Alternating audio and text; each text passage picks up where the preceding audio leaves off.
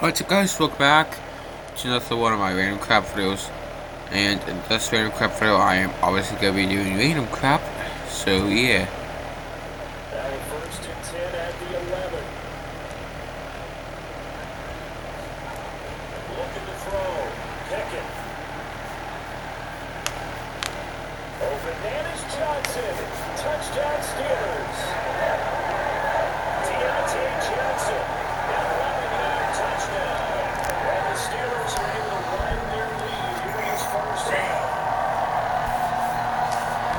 So Charles, they definitely covered in the end zone, and it still was not enough.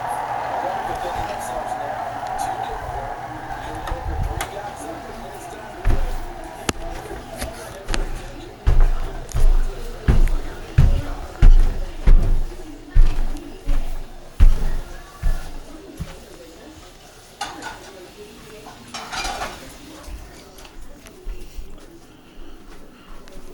Alright, I'm gonna go check. What are you doing? But how else am I supposed to get into that? But I threw it, not throwing it. I'm gonna go and check my laundry and get some paper towels.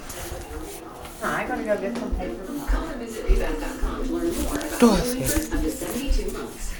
John Shumway, helping you get around Pittsburgh for over 30 years. Now here's what we're looking to bring you in the next.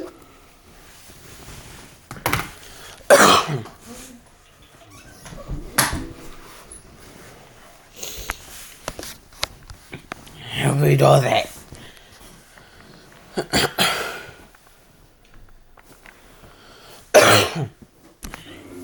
blind spot that's never out of sight.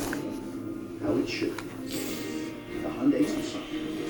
The Hyundai Tucson comes standard with America's best warranty. Hi, Eureka. Visit your Hi. local Hyundai dealer today.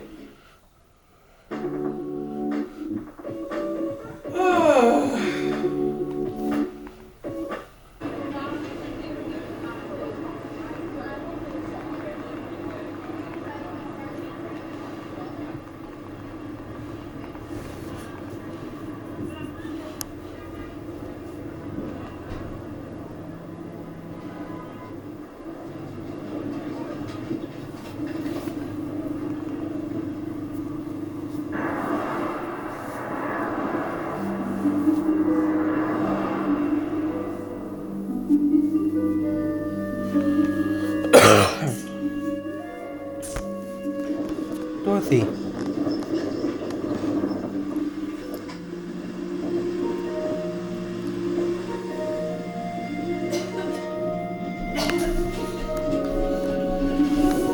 guys have walking tacos today or something, Yeah, but I don't have them.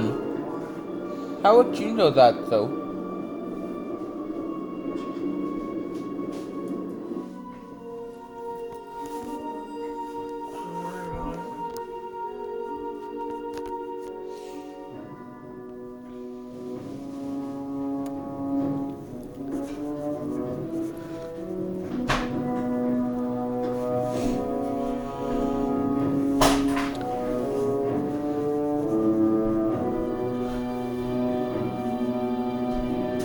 Hi, bunny girl. I'll take the deer here in a minute. Maybe we feed the deer.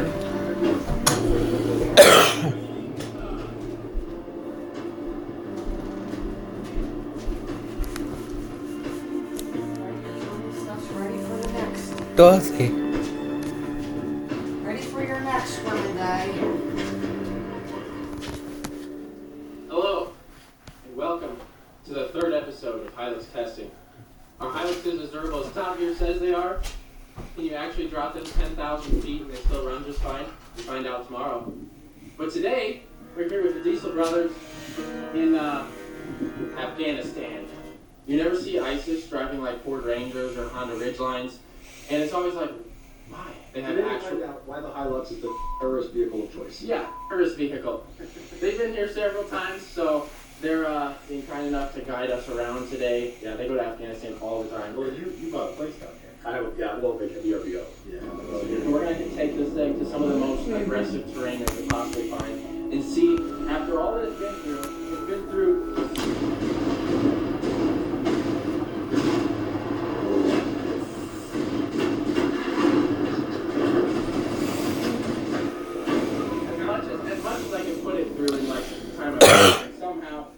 Dorothy. broken. Absolutely nothing except the windshield. Like nothing has actually broken. It's just like a little beat up. So today's gonna be all out, like as hard as we can possibly. Like by the end of the day, my goal is to break something. I'm gonna see if I was the most evil terrorist on planet Earth, if he could break a Toyota Hilux.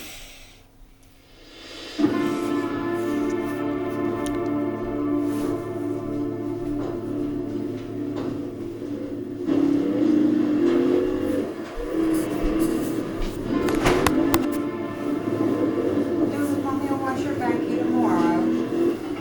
Okay, all four. Smash your mind today.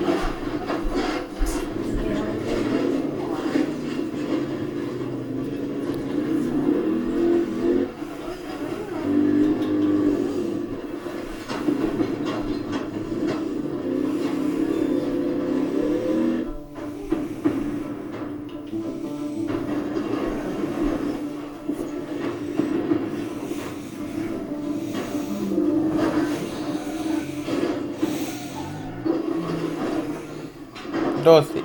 That was a bit rough. Yeah. Let's air down. It's like 90 psi. It's semi-truck pressure over here. Hey, guy.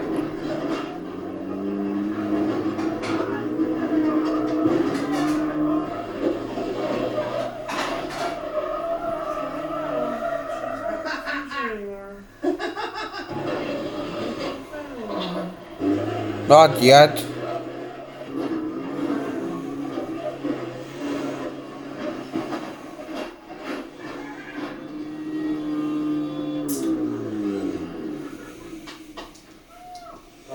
Alright, your turn.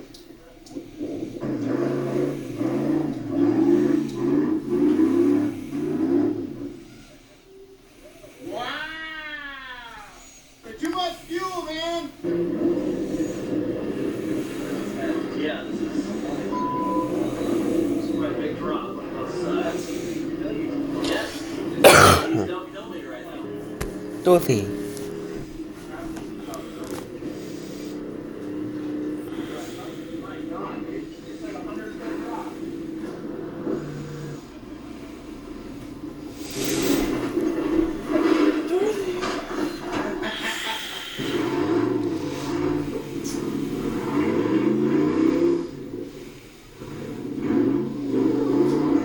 So do you want some chocolates? I don't know.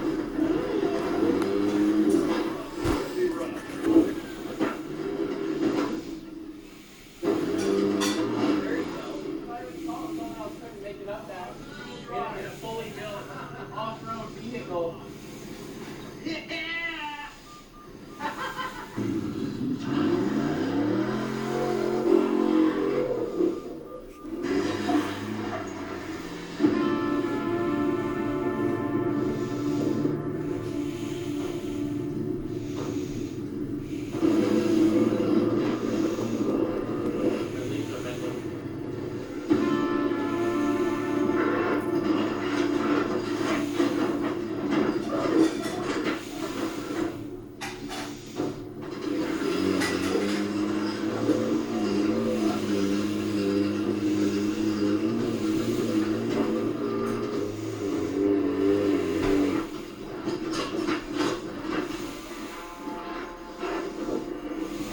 I'm hauling ass regardless.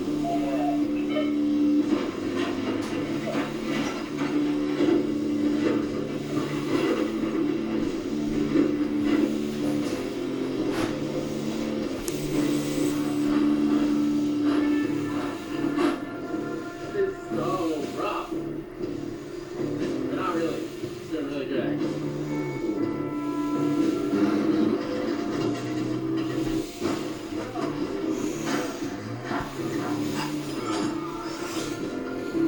Dorothy.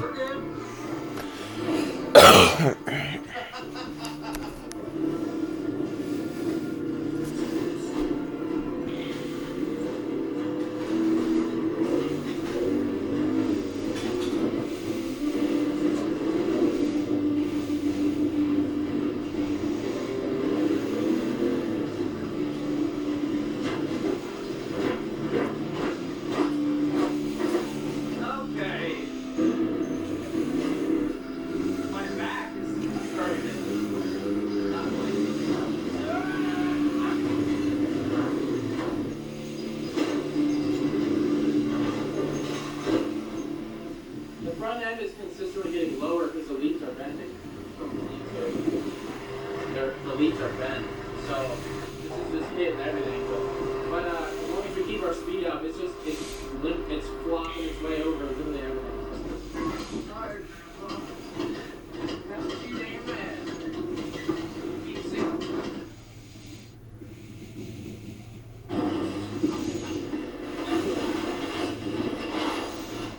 Some of us just can't keep up out here. It's difficult terrain, and it's really hard on these drivers and these vehicles. And if you don't have enough skill, you're not going to make it. And I think that really showed today in Diesel Brothers' performance. So now I'm just going to have to cruise right on up this while they watch me. Do I need to call you? Backwards. It's in drive though.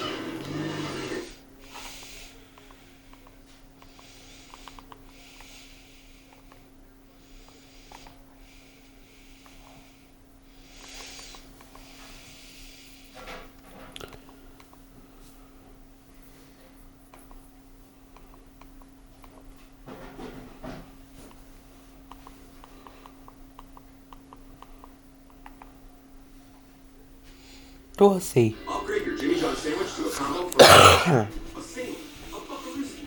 Yeah, I made that last one.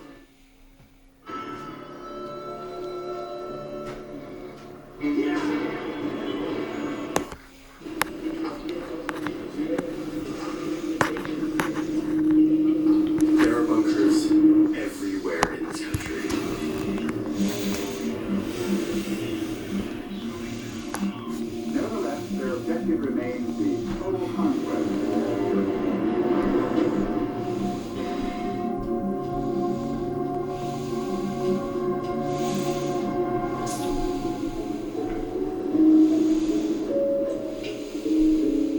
I'm currently inside of the largest bunker in all of Switzerland. It is massive. I mean, look at this place. 30,000 square meters of space, which is 300,000 square feet for those imperial people out there like me. And I'm hanging out with Eric, who currently owns the bunker. This is where the crew Turn it down a little bit. Holy hell. Why? It's already tuned down to 25. Yeah, it's gotta be one of the Now you're telling me to shut up? He's been showing me No, I said turn it down a little bit. And I did from 26 to 25. and the giant generators That that is provide loud. electricity for That this is place. loud. Well, and Kel, you set the volume at this. From the I don't know, outside, because this some thing things go up and some things go down. is- Wow. Yeah, because at Kel, it's called video Some parts effects. Get really That is loud amazing. A for reminder whatever that reason. every time you see a little door in the forest, Some it things goes get into real a loud, bunker. other things are It's quiet. probably And Kel, a network. it's called video and sound effects. Here at the entrance. Well, I don't know what Go it's inside called. of the store. Video and sound effects. All right, well, it happens. Right now, that's really loud. And weaponry. To you. I want to feed my deer, pull my car in the garage. Oh, and with the most gnarly doors you've ever seen in your life. They're quadruple fortified with huge slabs of concrete. This is like 2 meters of concrete. It sit behind there with a rifle and be able to protect the entrances. No one is getting into this bunker anytime soon. That music's loud. So turn it down. Switzerland Turn it down. hunt for bunkers, fortresses drilled in But down. Eureka has the remote, though. villages, hidden from view, but packing deadly power. I've seen so many bunkers. You don't have to look super hard to find them. They're everywhere. Sonny. But there's a bunker right here. Look at this. This is not a rock. This is a door. These little doors in the middle of the forest. So unassuming, so benign. But boy, if you knew what was inside. Let's be clear, this isn't normal. Most countries don't bore into mountains as their defense strategy. But Switzerland isn't like other countries. The deer When and you the live in little bunnies. Switzerland, you never really have Switzerland. a sense of threat. We're Switzerland, we're neutral, right? Nothing gonna happen to us. So instead of forming alliances and sending troops, they dug. And the result are nearly 10,000 of these, scattered all throughout the country. And that is what I've been searching for. Okay, where are you, my bunkers? Where are you, my bunkers? I see something down there. That is not natural Dorothy. erosion on this cliff. Okay, I keep okay. looking for them more and more and realizing there are too many for me to fly to. Like, there are dozens of them.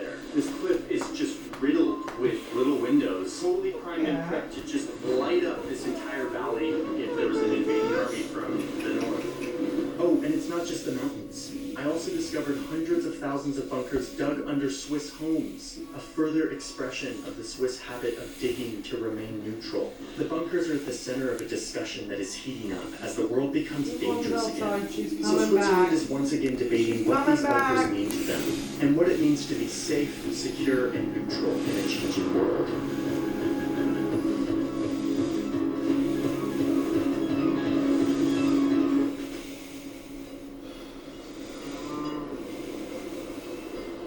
Okay, wait, before we continue the story, I need to tell you about today's sponsor as we look at the beautiful Swiss countryside. Today's sponsor is NordVPN, which is a long-time supporter of this channel, and I'm very grateful for that. I've been here in Switzerland traveling, and when I travel, my computer and all of my accounts kind of freak out because they think I'm like someone logging into all of my accounts from a different country, but it's really just me. So what I do is I click one button and I log on to NordVPN, and it connects me to the internet via the United States. So all of my accounts work nicely. This is like a big deal if you've ever been in like the death loop of two-factor authentication, like can't send you a text message because you're in a different country. Anyway, that is just one use case. NordVPN can be used for a million things. Not only can you connect to the internet like via the UK and like watch like Netflix UK, being connected to the internet is becoming like a minefield of different threats. Whether it's like phishing or your password getting stolen or just like malicious trackers, the internet is not as safe as it used to be. I like it because it just operates in the background. One button, click it, it just does all the things. And right now they have a 30-day money-back guarantee. If you don't like it, you can get all your money back within 30 days.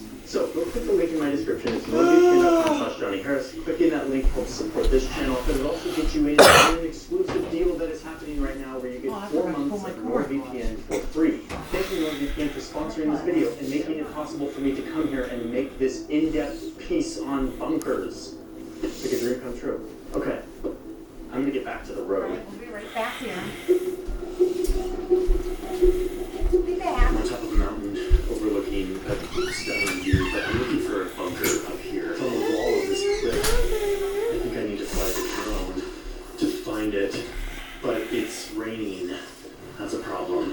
The fog's rolling in, I gotta be quick. Okay, up on the side of this cliff. I know there's a bunker nearby.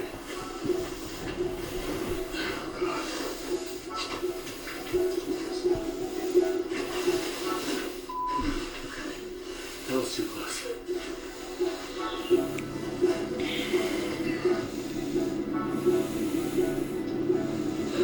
Alright, I think this is my takeoff point. Oh yeah, I see bunkers. I see bunkers.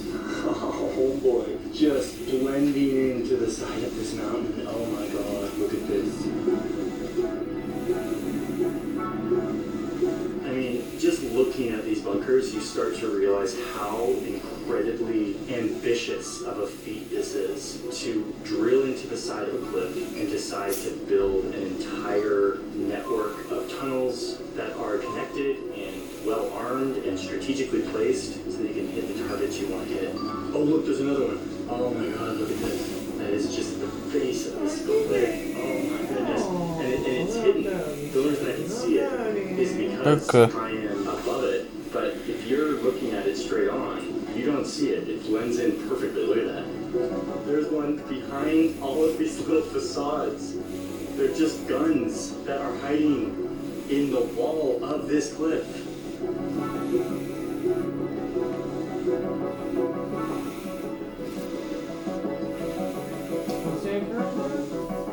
Put her car in the garage.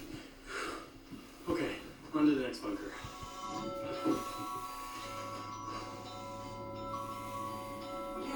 You guys are in for the night. Yeah? By the 1800s, the Swiss were really good at digging into mountains, building cable cars, trains. They got really good. And that prowess for digging became incredibly useful in the 1940s when their situation looked like this. Surrounded by fascist regimes that are quickly taking over Europe very effectively, these two allies, Italy and Germany, with Switzerland kind of sandwiched right in the middle. Neutral Switzerland wanted to stay out of the war, so they did whatever it took. But one of the major things they did when they wanted to stay neutral was they started digging.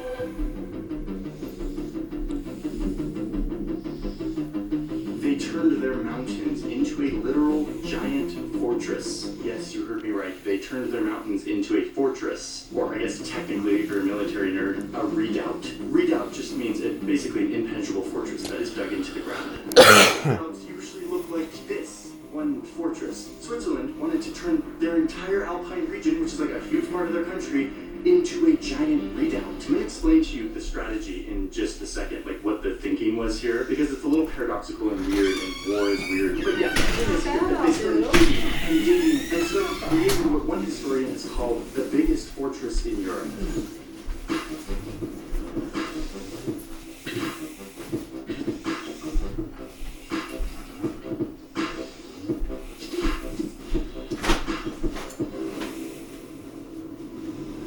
Of the Swiss Alps right now, and I'm in a village that is very Switzerland. It's got a lot of grass and cows and barns, but a few of these barns, like this one behind me, have a little secret inside.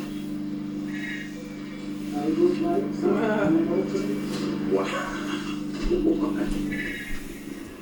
This gun is massive. It has a range of 21 kilometers. And this is just one of 4 barn bunkers that are all connected to each other in this village. Where is it at? Switzerland? They're going down here. So now we're in the tunnels. Wow. Yes. So walking under the Rain grass. Tuesday, Wednesday, Thursday. Probably gonna go to FedEx 4 days next week too. Huh? We go to FedEx like 4 days.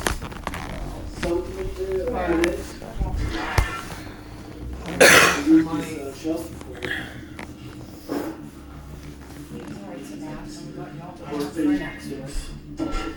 Like that. Oh, it's a good giant bullet. Get them all packed up for next week.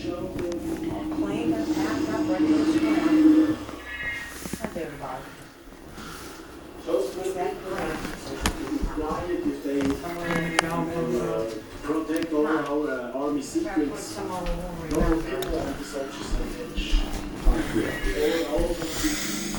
Yeah.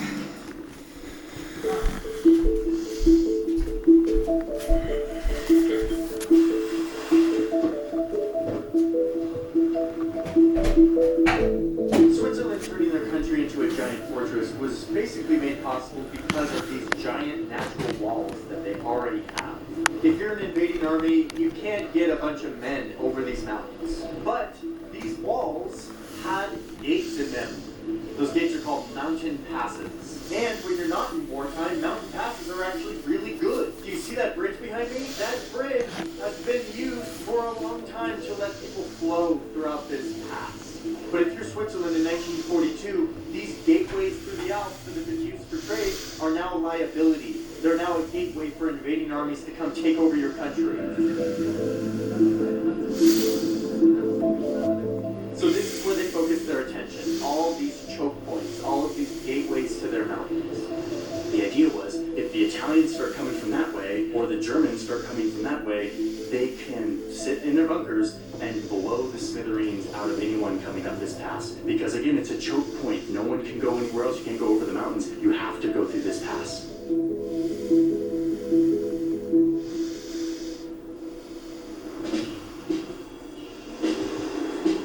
Alright, I'm down from the mountains for a little bit, and it's because I got invited to hang out with this guy. He's a retired Swiss historian who's freaking obsessed with maps of Switzerland. I've never felt so seen in my life. I'm an artillery gunner. I did my basic training in a fortress. And then we went here, just for training, Zurich, in the pre-Alps. He's showing me with this amazing 3D relief map what this fortress actually looked like. Here, in these high mountains, were several very, very important fortresses. Some here, there were old ones, and some modern new ones. Here, and even here there are bunkers, and there is Toblerone. Do you understand? Yes, I saw the Toblerone. Toblerone. There is a last Toblerone, and also here is one. When France was defeated in the summer of 1940, and it was surrounded by the Axis. This this was a, let's say, an emergency solution. This was the redoubt. You okay? It's different, but you'll love it. Now go save some money.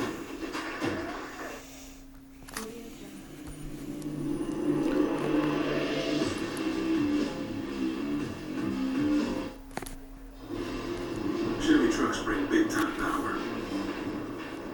The long haul strip.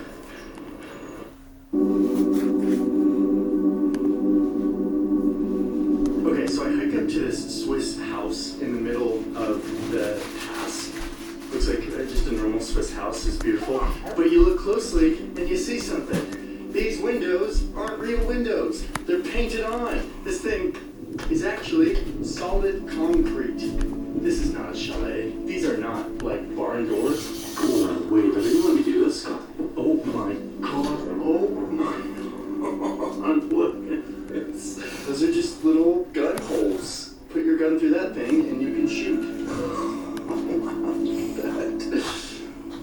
This house is not just a house with some gun holes in it. It's actually a network of tunnels. Damn stink bug. Hey, check this out. I found a fake rock with a gun in it. I was looking at this rock and it looked a little weird, like a little off up close. It's like a real rock. It's not.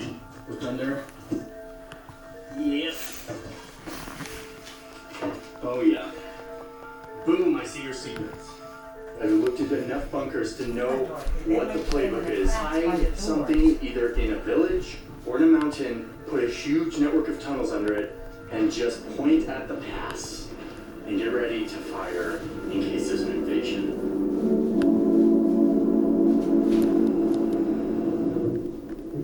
But wait a minute, let's examine the logic here. Yeah, it's really cool to have mountains full of really protective bunkers. Really cool. But most people in Switzerland do not live in the mountains. Most people live up here on this flat plateau. And in the early 1940s, they were sitting ducks. The point here was not to protect the people directly, but rather to signal to Hitler and Mussolini that if they wanted to connect their two empires, they would have to go through the Alps, and that would be incredibly costly and basically impossible. It's like using defense as the deterrent. Oh, and it worked. The Nazis had a plan all fleshed out to invade Switzerland, but they never did it. And yes, that is not just because of these bunkers, it is because Switzerland was letting the Nazis store money and stolen stuff in their banks, trading with them, etc. The bunkers were a part of the deterrent strategy, but the Swiss really pandered to the Nazis as another form of staying neutral. Something they hear a lot about, even, 70 years later. I'm at a dam, and if my intel is right, that big, giant mountain behind me is actually a bunker. And over.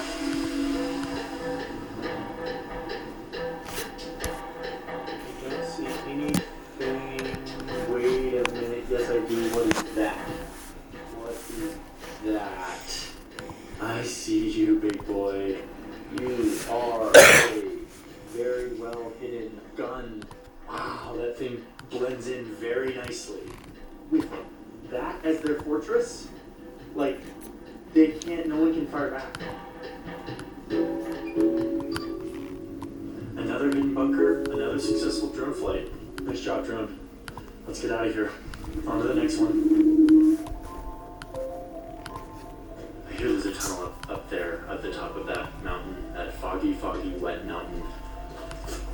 3.5 kilometers. I can do this. Let's go.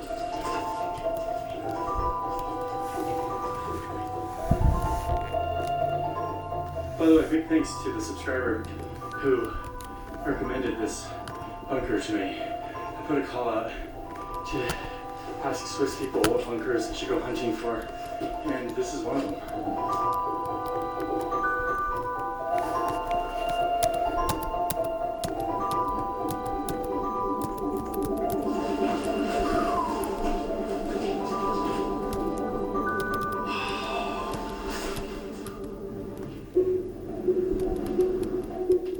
So yeah, Hitler never invaded. Switzerland stayed neutral in the war. But eventually the Swiss government was like, why are we paying for a bunch of bunkers that we designed for Hitler? So they decided to decommission them.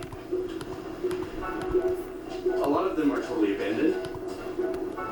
But then you have private buyers, people who have bought them to turn them into whatever they want. A lot of these are museums or are owned by like military organizations that want to preserve the history. But some people get really creative with these bunkers, like they're growing mushrooms and fermenting cheese in them. Or perhaps my favorite use, the place I slept last night. This is my hotel today. I booked this hotel because I'm making a story about bunkers. It sounds like I've just seen Bunker Hotel. I had no idea it was gonna be this. This is a full-blown, deep in the mountain bunker. There's dripping water everywhere. Original ladders. This place is nuts. Okay, well, I guess I'm gonna go get dinner in this bunker. There's like a restaurant in it. Just going to there now.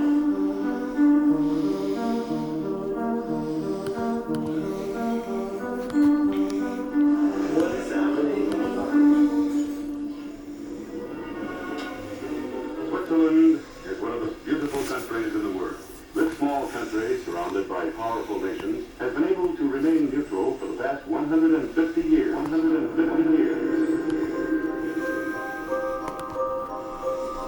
And I'm back in the city, and I need to tell you the next part of the story because this is where it becomes relevant to today. The Swiss people have always been ready to protect their country.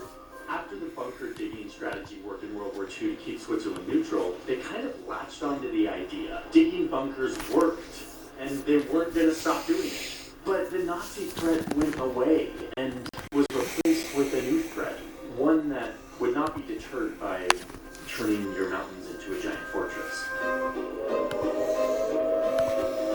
That signal means to stop whatever you are doing and get to the nearest safe place fast. It is called a Cold War because armed forces, although used to the threat, are rarely unleashed. While the rest of the world was busy making alliances and arming themselves, the Swiss turned to their good old strategy of digging.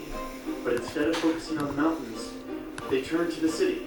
I've been hanging out with Robin, a Swiss journalist, who's been showing me around the non-mountain version of Swiss bunkers. So this is like a normal basement, usually in a Swiss house. And then behind here, you mostly have this big door. Special. It's just a regular cellar. What we do as Swiss people, we store, golf clubs, we store skis, wine, but of course, with a special window, with a special filter. So we close this like this. And then like this. It's gotta be funny that American comes to town and is like, look at these bunkers, and you're just like, no, it's just a cellar. It's a cellar, there's nothing special. And I'm like, but the door is so thick. So you're Switzerland in the 1950s, your big Alpine fortress digging bunkers thing worked, and you're like, let's make everyone have a bunker in their house so that we can be protected against nuclear apocalypse. Okay, cool idea in theory. In practice, incredibly impractical and very expensive. So they did what they do for just about everything in Switzerland. They put it to a vote.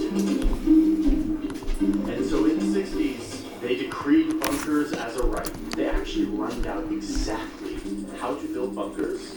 They required everyone to build them, either retroactively or in their new buildings. And the Swiss government would pay 70% of the cost for these bunkers. The people would be protected using the same strategy that they've always used, digging holes. So I went to the factory company that makes bunkers, the beds and the dry toilets and the air ventilation. I feel like I'm wandering through the IKEA for bomb shelters. And perhaps my favorite, these giant doors. Oh my god, these giant doors. I've fallen in love with these doors. I don't know why. They're just large. They're really fun to push and pull. And they're just kind of cartoonish because they're so freaking thick. Oh my god, look at that door. Oh my god, look at this thing. Oh yeah. Wow. It's nothing. This is nothing special. No. Oh, and they always have like this yellow wrench that I've like become very attached to. Like the yellow wrench. Oh, you see a yellow wrench and like there's a bunker. It's like safety or something. I don't know. Can I buy one of these as a souvenir? I've wanted one forever. Oh my goodness. I have a yellow wrench. I've always wanted one. Thank you. The bunker industry's been slowing down since the end of the Cold War for obvious reasons, and it's no longer required by the building code for new houses to have a bunker. But unfortunately, the Swiss bunker is now getting a new wave of attention. In Europa Krieg herrscht. Dieser Tag fühlt sich für mich weiterhin wie ein Albtraum an. As the assault closes in on Kiev, 2.5 million civilians are suddenly on the front line. Putin's invasion of Ukraine is changing everything. The fear and the risk of having to use a bunker like this is increasing. It's crazy. I mean, when the war started, I got phone calls and emails daily. Interesting, mainly from Germans. 90% of Germans who would call. Because in Switzerland we have 11 million, more than we have people, underground nuclear shelters. In Germany it's zero. So I got calls daily from people in Germany. Can I rent a room here? No? Die Ukraine, das ist richtig, nach dem 26. Februar, irgendwo dort, ja, das ist bei uns ab hinten, das kann ich sagen, wir sind überrollt worden mit AFO, dieses Jahr im März schluchzenmäßig mehr verkauft als letztes Jahr das ganze Jahr. Ja. Das ist von Ukraine. Und das ist halt die Auswirkungen vom Ukraine-Krieg. People are thinking about their bunkers again. The government is inspecting them, making sure they have enough.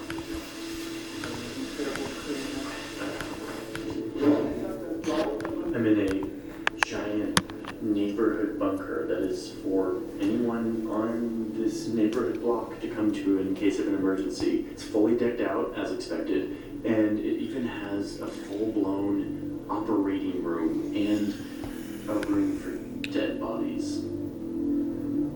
Like that's what that is back then.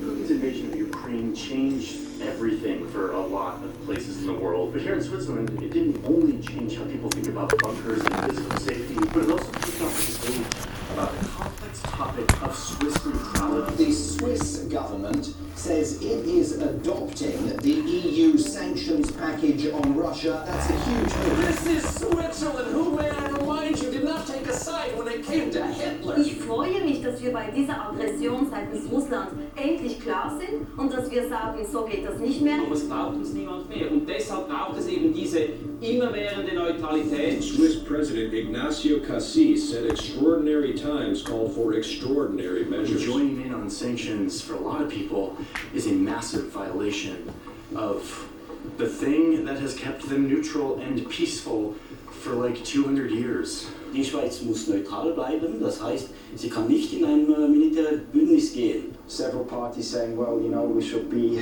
more flexible, more traditional parties saying, well, you know, neutrality means not doing anything, not joining any party, not helping anything, but rather, you know, offer Friedensgespräche. I don't know how you say. Upgrade your Jimmy John sandwich to a combo for $1 or 100 pennies. But you gotta count them. 5 hospitals: Butler Memorial, Clarion, Frick, Latrobe, and Westmoreland. Football is a bond, a connection that spans cities, countries, Now we took over the sanctions from the EU, which basically makes us a war party. Well, I don't like it, I don't think it's right.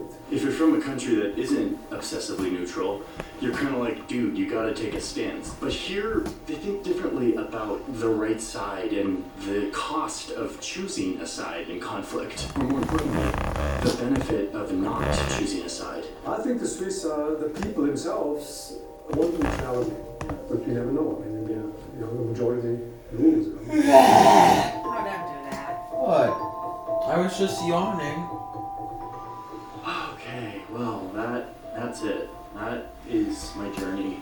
I have to say, this story left a bit of an impression on me. I came here thinking I was going to go hiking around and stumble upon some abandoned bunkers in the forest. But as I dug into this, I found myself understanding Switzerland in a new way. This place where the people didn't colonize other countries, but stayed here digging in their mountains so obsessively to defend their ideas about neutrality. A neutrality that is finding new meaning in a changing world. Thanks for watching.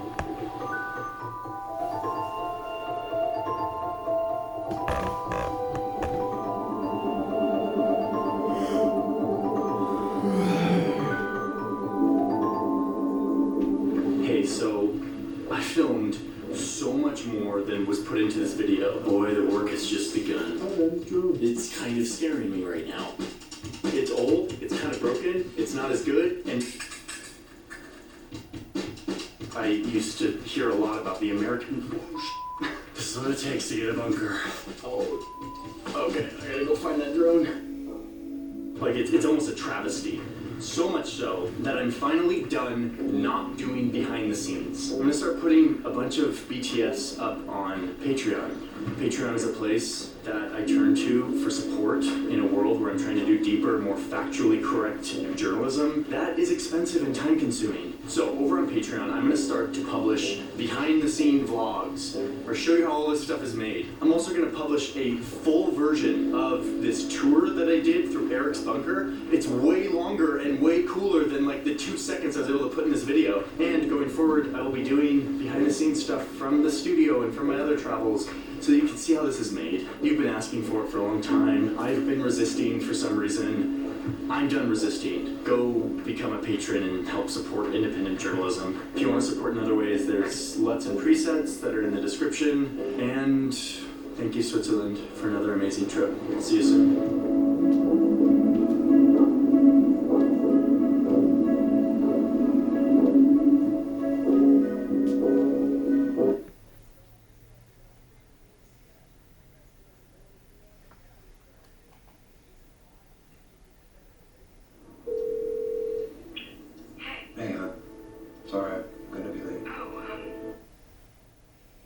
This is the F-35 Lightning II, the Air Force's newest and most technologically advanced fighter jet.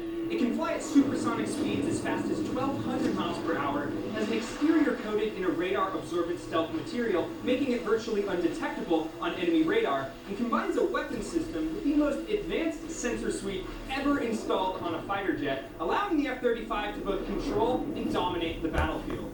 Well, today I'm here at Hill Air Force Base with the 388 Fighter Wing to show you all about the F-35's incredible capabilities and also witness its maneuvers firsthand during a full flight demonstration. So, No, because you didn't sign it yet. Because this is the Because you didn't sign it yet. You are cleared for takeoff. All right, here we go. Yeah, it's sitting on the table.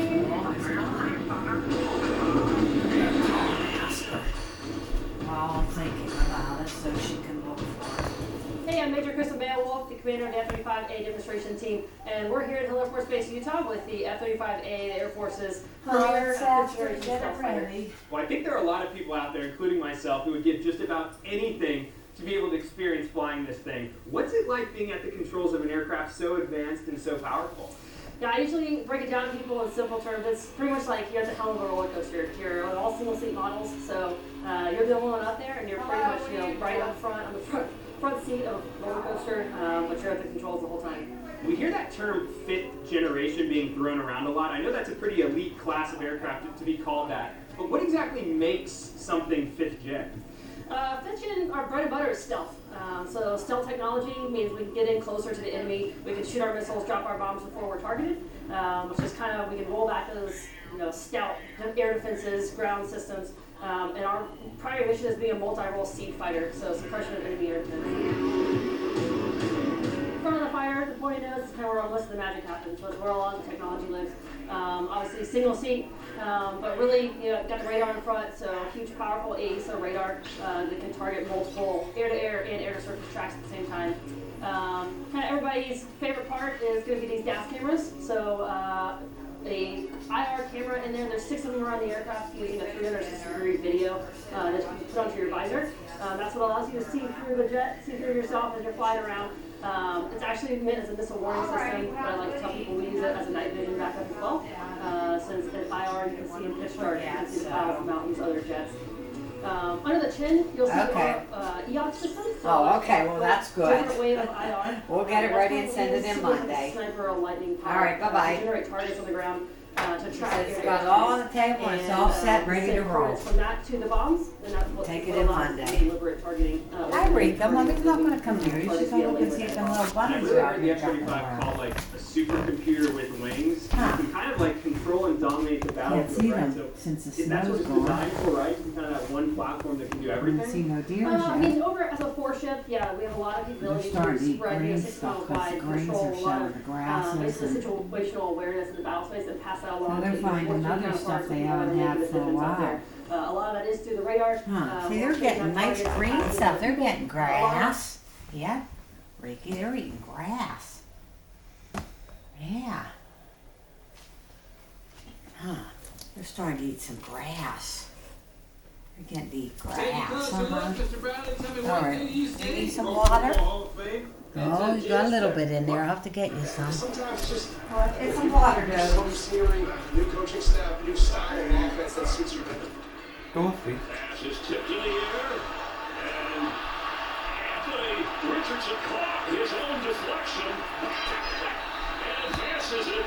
It's like a Brett Favre throwback. This is something number 49 for the Raiders. And he's pointing and saying, I got it. I did it. There's Anthony Richardson gets the football and actually makes a gain out of it. Okay, now you got water. Touchdown in his career. He was out there. What's some water? On the scramble, fullback Simmons. His second career touchdown. How we doing it? Another trick play. That was Olszewski. Whoa! Olszewski with the pass. Oh! Into the end zone for a Giants touchdown, Jameis Winston. Could be a screen right here. I might run something fast. Love. Looking downfield, walked into the end zone. It's Jacobs with the catch. Oh my goodness. Hey, threw it behind Douglas who made the catch. That was unbelievable. Demario Pop Douglas reaches back with the right hand.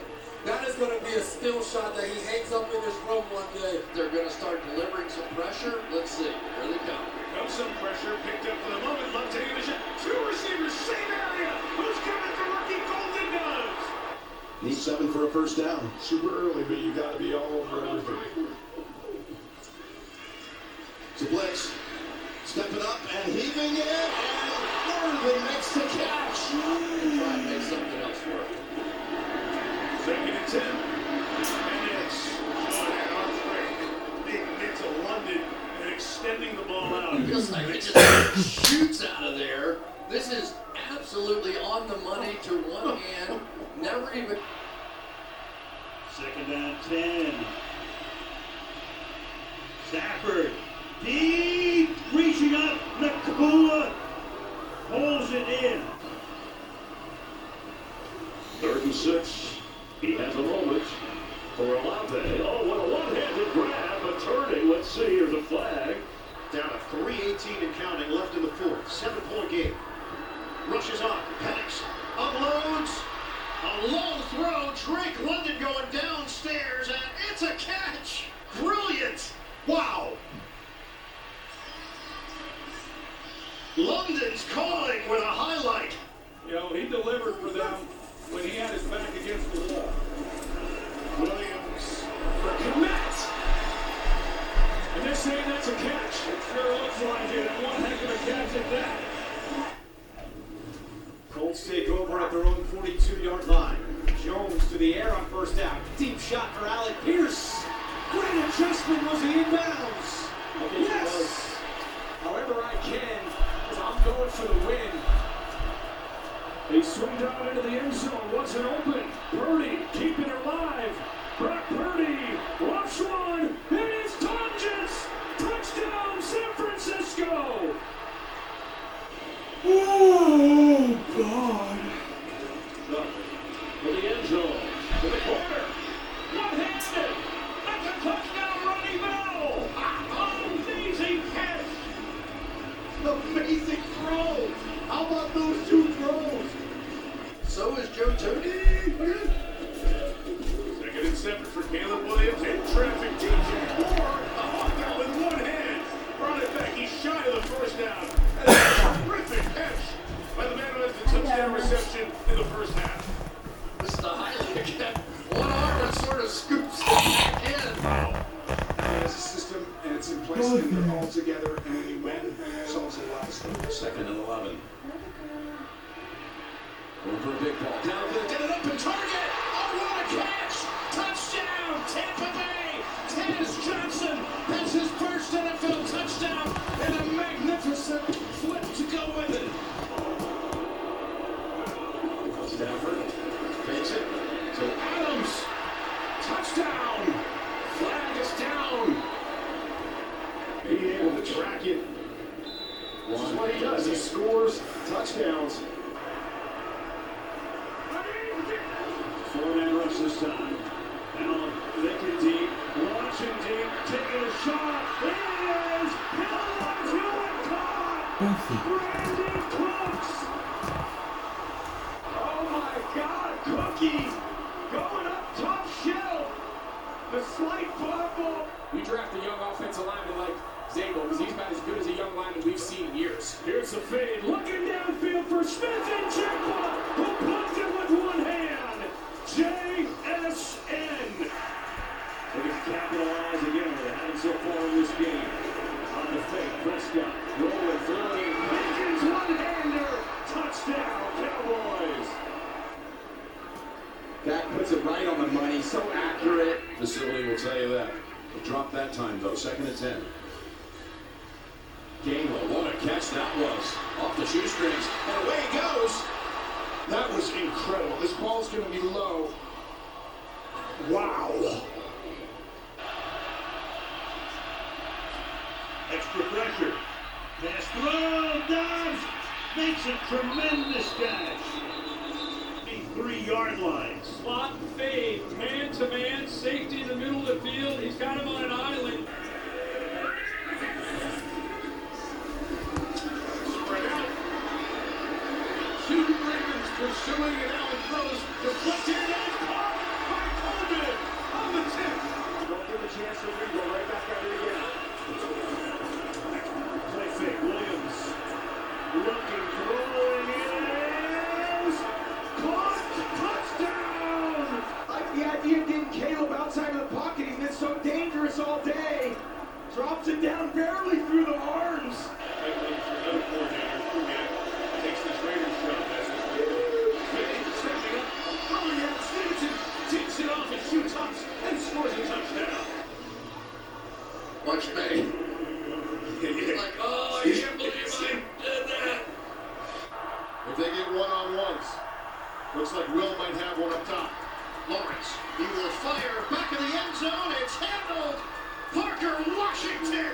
At second foot down, it looks like he might have. Incredible job going up for the ball. 1 foot. 2. Wow. It opens up that defensive playbook. For that guy there's Spagnuolo. Third down and 8. Blitz was coming, and this one is caught by McLaurin. And it's a catch. The Reds make it second and 10. Mayfield looking for Abuko. What a catch! He pulls it in. It was Baxter. What's lost Gardner? Buka gains 30. Bernie, where are you going? Well, I'm not too far. What an amazing catch. How would you know? What's the matter? You not got one cousin?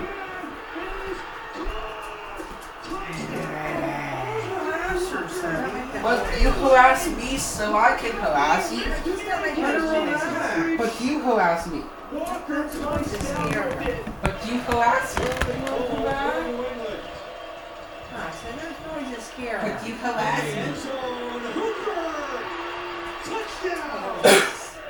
What? There was a sinkhole in Greensboro. What's over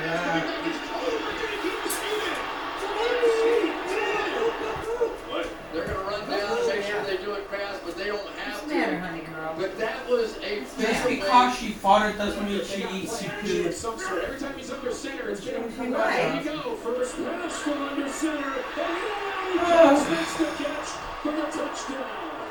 Oh, Sebastian. They need more than just a third down conversion, though, quickly. Down 2 scores. Into the blitz. Wants T. Higgins. He's got him. Higgins fights through contact for the touchdown.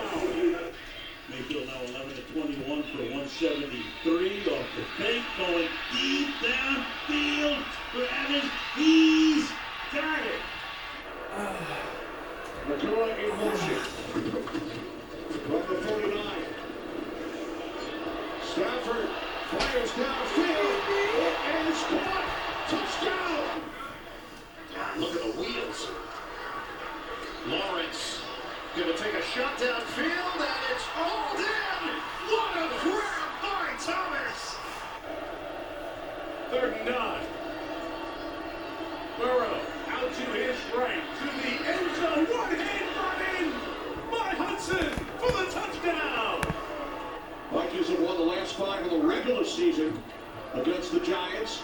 Roseburg on 3rd down. Jefferson diving catch along the sideline. Minnesota first down and a gain of 22. What a catch. Now let's see if he actually maintained possession. He's dragging that left foot for sure. That's a completion. Taysom Hill in the game in the slot at the top of your screen. Shuck looking that direction. And he threw it behind Johnson, who caught it to himself. That is a ridiculous catch. To have the focus. One hand, tip it to yourself, contact, balance. My man is a star on TikTok. He's also a star. So now 2nd and 10 as Rattler changes things up. Off the play action. Rattler going down the sidelines. One-on-one coverage for Rashid Shaheed. And a one-on grab for Shaheed with a flag down. By Rashid Shaheed. You can see the hold right there by Renardo Green. 3 timeouts. Minute 35. Young down the middle. McMillan. Great catch. Into space. Tannerella McMillan. The rookie out of Arizona. San Francisco bringing just 4% hit as he throws. Looking for Wilson on the sideline. What an adjustment. And what a catch by Michael Wilson. Ball on a high snap. Floats it. Walks it up top. And it is caught. On 3rd and 5. Purdy floats it. Pearsall looking for separation. Did he hold on? What a catch. 29. Prescott. For Pickens. Safety coming over. Did Pickens bring it down? Remarkable stuff. He got it. In the backfield next to Stroud. On 1st down. End zone shot. Collins. He's got it. Touchdown. Texans, what a catch. He's got it there. The right toe comes down in. To the newlyweds, Luis and Marie.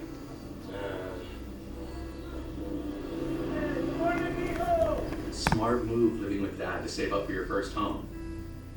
Good news, we can get you in with only 3% down. Here's to a home. You did. And a yard. That's all yours. Ignacio from Chase. From smart digital tools to personalized help on your home buying journey, we're with you all the way home.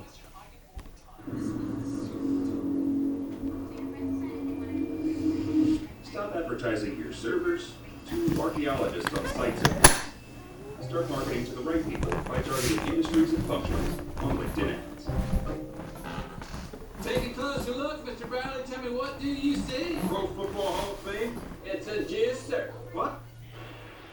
Trying to add to a field goal on their first series. Here's a 2nd and 8. This pass to Fannin. He caught it, and he rolls in untouched.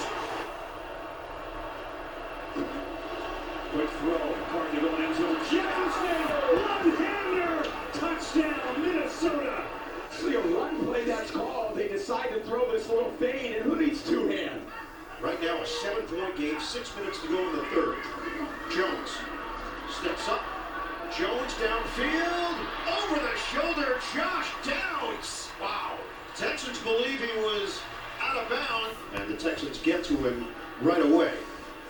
That is just incredible concentration. Malik Davis, single setback, motion man. Prescott, protection holds up. Oh. Bobbled and caught. Touchdown.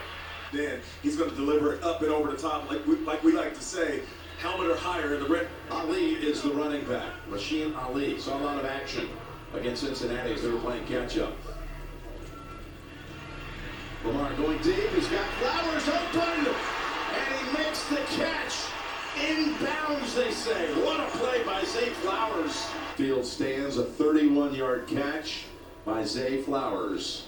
Not enough movement of the ball, even though it just moves a little. Still. Second and goal, Goff. Scanning, firing to the back. Lamar with a catch. Touchdown. Did he really catch that? One hand, one down, two down. Wow. Motion man is Diggs, the former Bill. May, up top, extending out. Wow. And tremendous grab. Regardless, very smart of them and very situationally aware. It looks like he kept both feet in bounds. Now we'll see if they can make it pay. Stafford, loaded up, going deep. Nakua is open. He got it. Touchdown. Here's the route. Just a little stuttered at that move point, which is about 14 yards. Second and 10. Blitz again. Picked up. Rivers floating. Turned out of there. No top. Wow, Will Mallory. Yeah, when the ball came out of Rivers' hands, I'm not sure it was going to get there in time. Eric Murray came and put a big hit on him, but just great concentration. Blitz is coming. Allen has it blocked up. Now gets hit as he throws it. Taking a shot deep. Oh my God!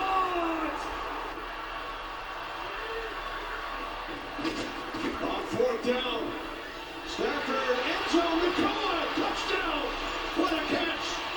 So this 50-50 ball against the rookie Denzel Burke. It's Burke's opportunity to see if he can get this coverage. If not, Puka goes with the one-handed grab. Here's Hurts. Blitz coming. Hurts sees it. Loading up. Going for a deep ball. Oh! Jahan Dotson! Couple good returns. A blocked field goal to set up their last field goal. Lions need this. Goff. Throwing for Jameson Williams. He's got it! Into the end zone is the end! And now to your point, can at the very least run out the half without giving it back. Here's Daniels. That's one fly. Going deep. Luke McCaffrey. He's got it! There you go. I know you do. I do. And the Cowboys take over great field position. Prescott lofting it up. George Pickens. Oh, come on! What a catch!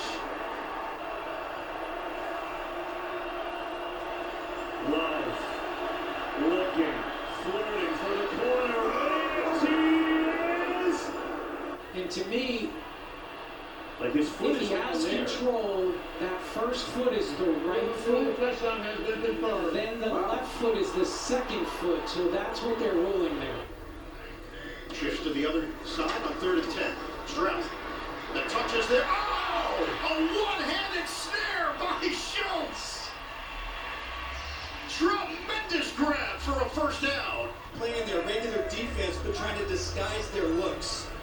We got 5 yards away from the Houston's field goal range. Blanco puts it in on the far side. Higgins! Just crazy catch! Sparrow, this is just nasty.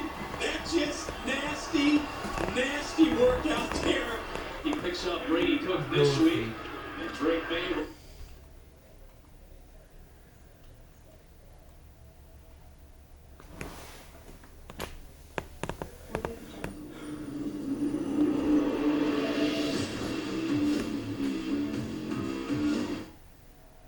Real Spring Brick deals up to 25% off and free transfers. Look now only on Real.com or in the Real app.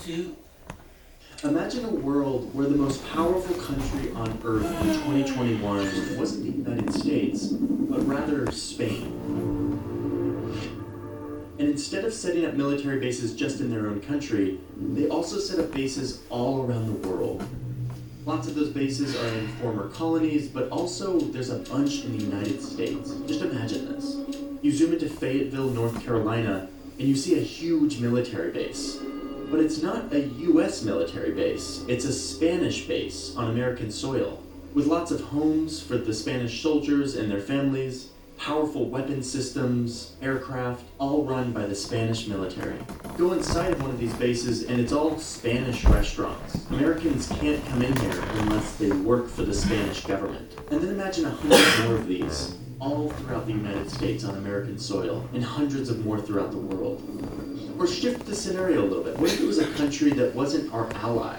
A country like China? What if they had military bases, not in the US, but right up close to our border? Powerful weapon systems right off our shores in islands in the Caribbean. If you're an American, you have to imagine what that would feel like.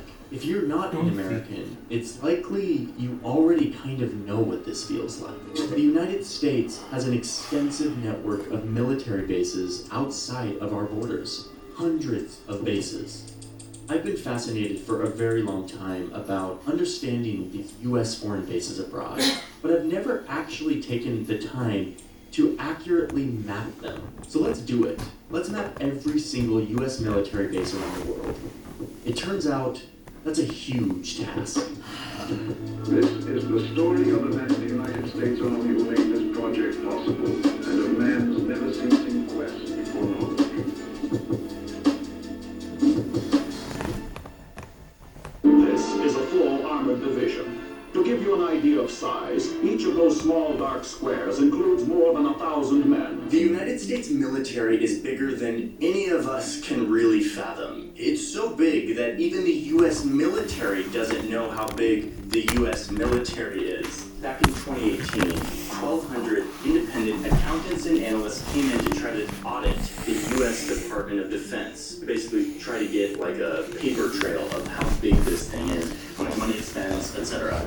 And the Department of Defense didn't pass the audit. Like they literally did not have the documents or the knowledge to really piece together a full scope of what this organization is, how big it is, how much money it spends. So we don't know. Nobody knows how big the Pentagon is in all of its forms. All we do know is that objectively it is one of the, if not the largest and most powerful organization on the planet and in the history of humanity. I mean, if you have an organization that's more powerful than the Department of Defense in the history of humans, like, let me know. I want to know about it. But as far as I can tell, there's nothing bigger or more powerful than the United States military in 2021. And much of the US military is not actually in the US, but is actually outside of our borders. All around the world. This post is somewhere in Germany, overlooking the sector of the Iron Curtain. One of the first things that Joe Biden and his administration did when they came into power a couple of weeks ago down the road was ask for an assessment of how big is our military presence around the whole world? What is our strategy? And what actually does this presence look like? The department will conduct a global force posture review of U.S. military footprint, resources, and strategies. Footprint. I like that. That's like a nice thing. Like, what's our footprint? How big is our footprint around the world? We don't really know. The Pentagon is going to start to try to assess that. So let's help the Pentagon out and try to map every single United States base around the entire world. Let's do it.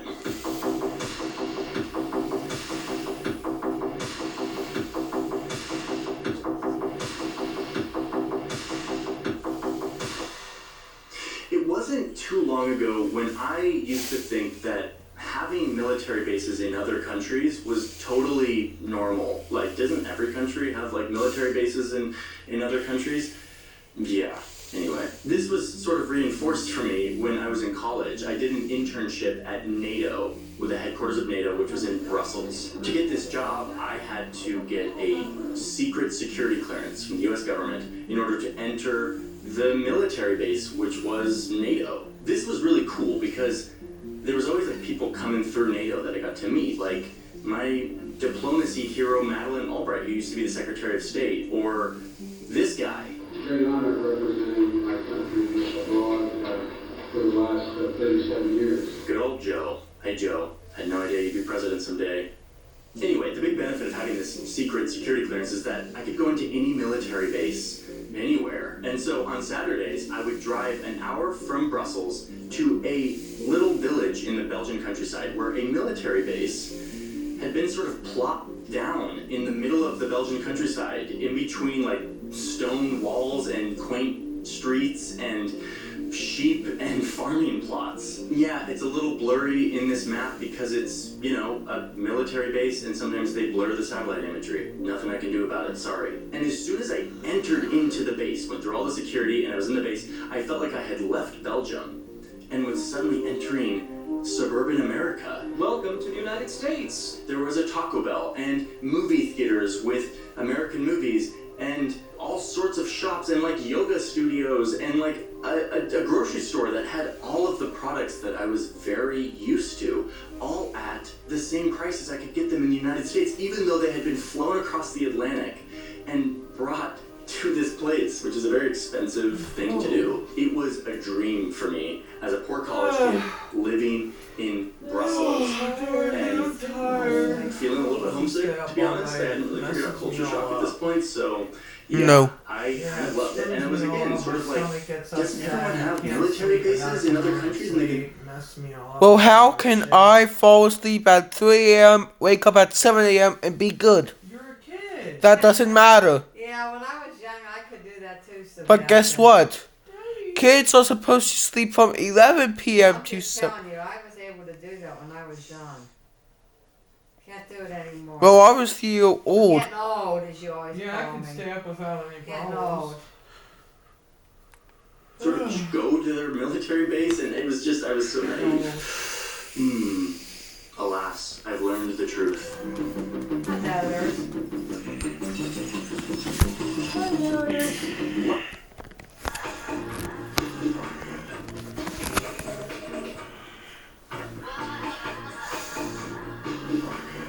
You look like you're about to pass out. No. You got in a blanket? LSU Online is designed to move with you, for you, when and where life happens.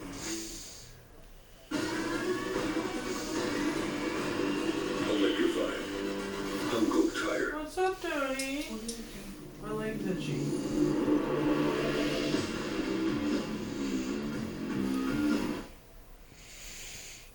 Luckily, I was able to talk to somebody who literally wrote the book on U.S. military bases abroad. Most U.S. bases abroad look like not so small U.S. towns. Over the years, David has been researching and compiling a database of all the U.S. bases around the world.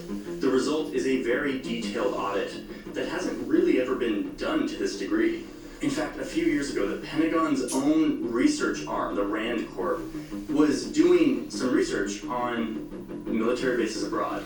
And instead of using the Pentagon's list of U.S. military bases abroad, these guys used David's list. Like, they used David, he's a professor, he's like an anthropologist, he's not like a part of DOD, and yet they're like, this list that he made is actually more authoritative than, like, the Pentagon's own list. I mean, I'm sort of honored, but it's not a good sign if the Pentagon research arm is using my list and not the Pentagon's own list. So I got a hold of David's list and started wrestling with the data and finding a way to display it on a map so that I could get every single base to show somehow. After a few weeks of doing this, I finally have a map. And that map looks like this.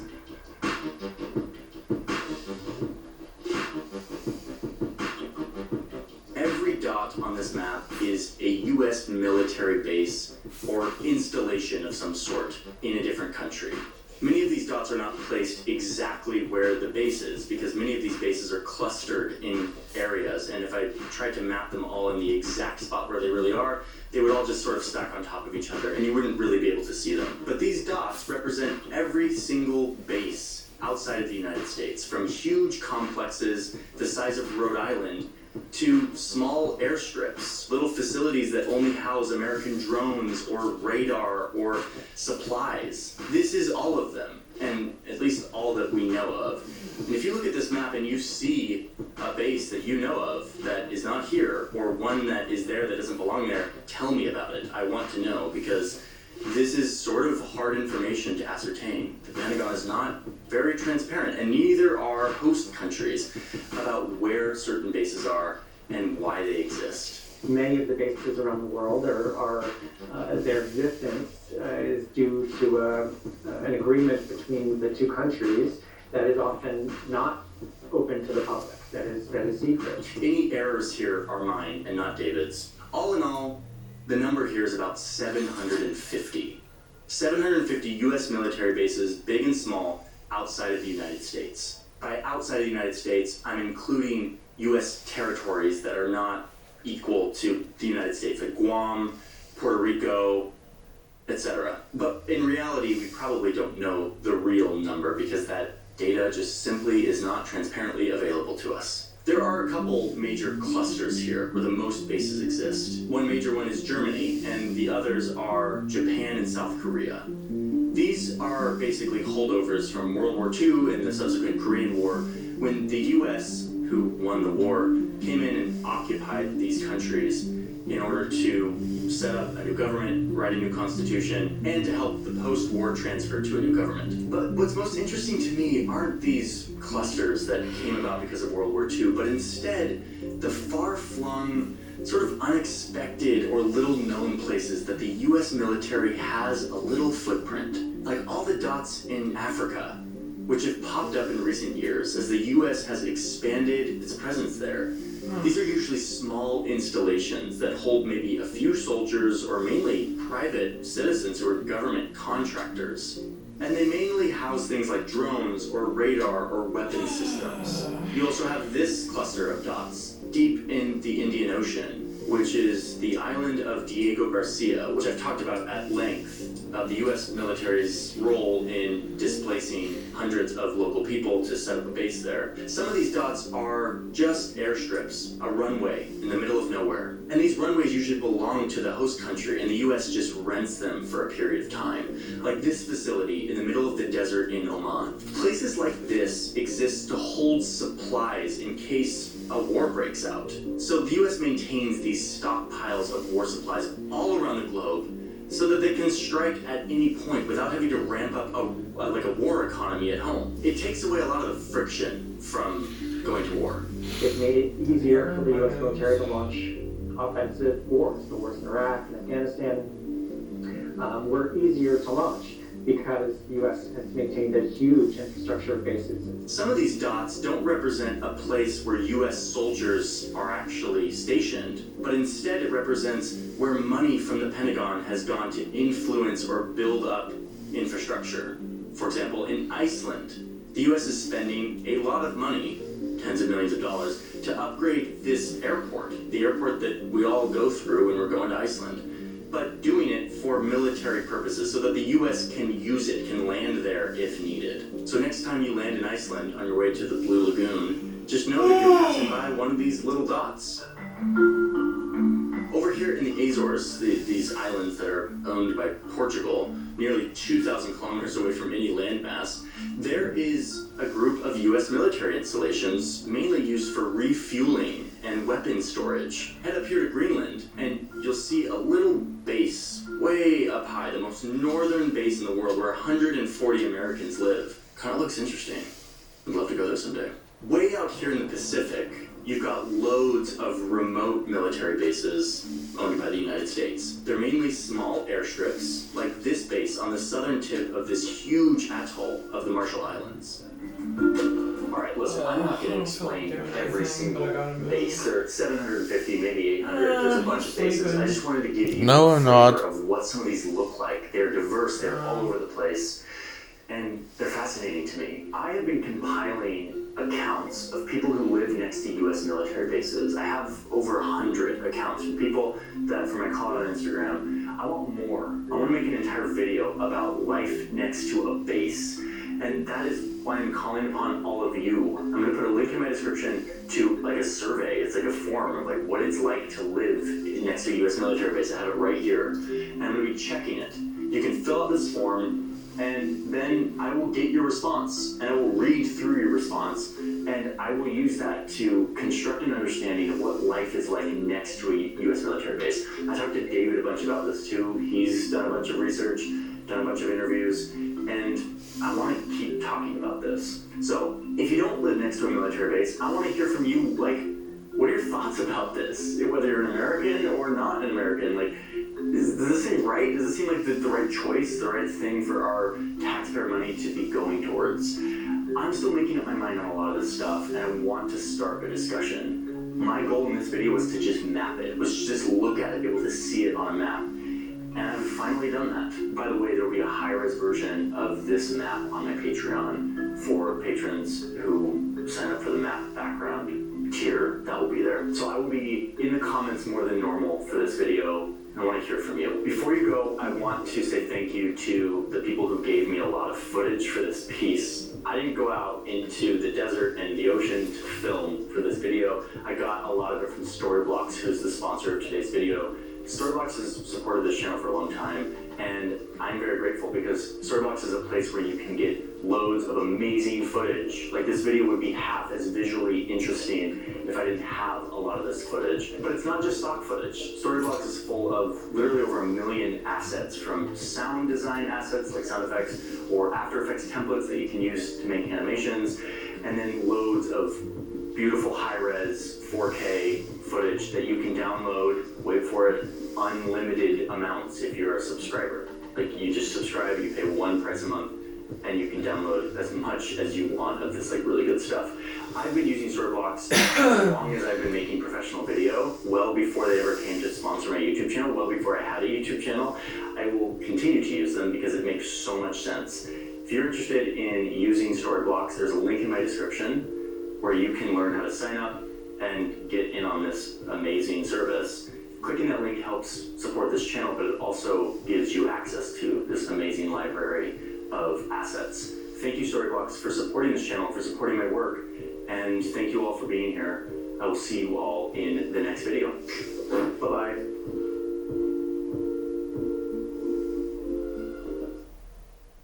When two companies merge, you end up with two ways of doing the same work and a lot of training dumps. No one can trust. Here's where most teams miss: the way work actually gets done. Those processes live in people's heads. You would have merged two companies without aligning the numbers. So why build the future without aligning how the work actually gets done? That's where Scribe comes in. Scribe captures a workflow as someone does it and turns it into a clear guide. But instead of sending docs to people for them to follow, Scribe will guide people on the screen while they work. So new teams aren't guessing where to click. They're guided through the process in real time. And the guides live where your teams already work. So training happens in a flow of work, not in a folder no one opens. If your teams are still guessing how to use the new tools after a merger, click the link and see how Scribe can help.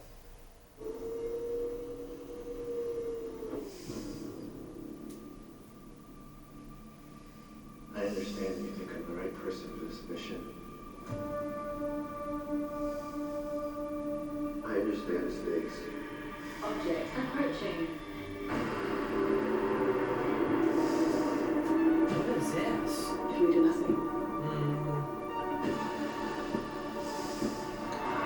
Everything on this planet will go extinct, including us.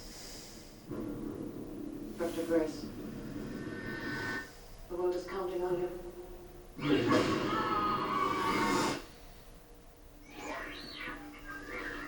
Oh, I'm sorry.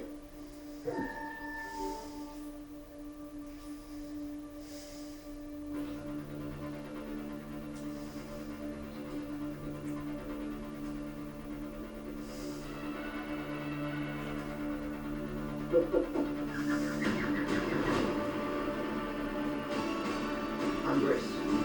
I'm gonna call you Rocky. We're here for the same reason. His son is dying too. We're gonna save our planet, so we have to learn how to communicate. Check this out. We have about 250 words. Let's find you a voice. Why is a school teacher in space? Go. Why is a school teacher in space? Schmidt. I am Rocky. I like. So I have a new roommate now. Hi, Grace. Together, we're pretty smart. But no one's ever done this before. It is time go. Think you mean go time, pal.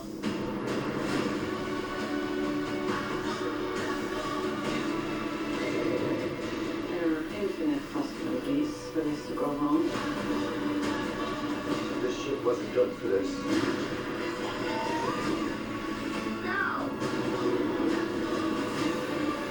If Grace Rocky saves stars, we can go home. I think this is a one-way trip for me.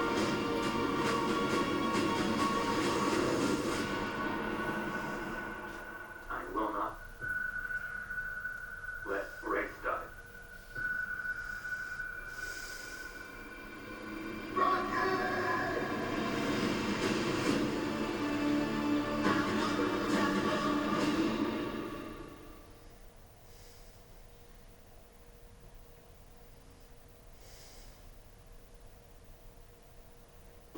Hey, Bob, what's your summer fit tonight? Watch this.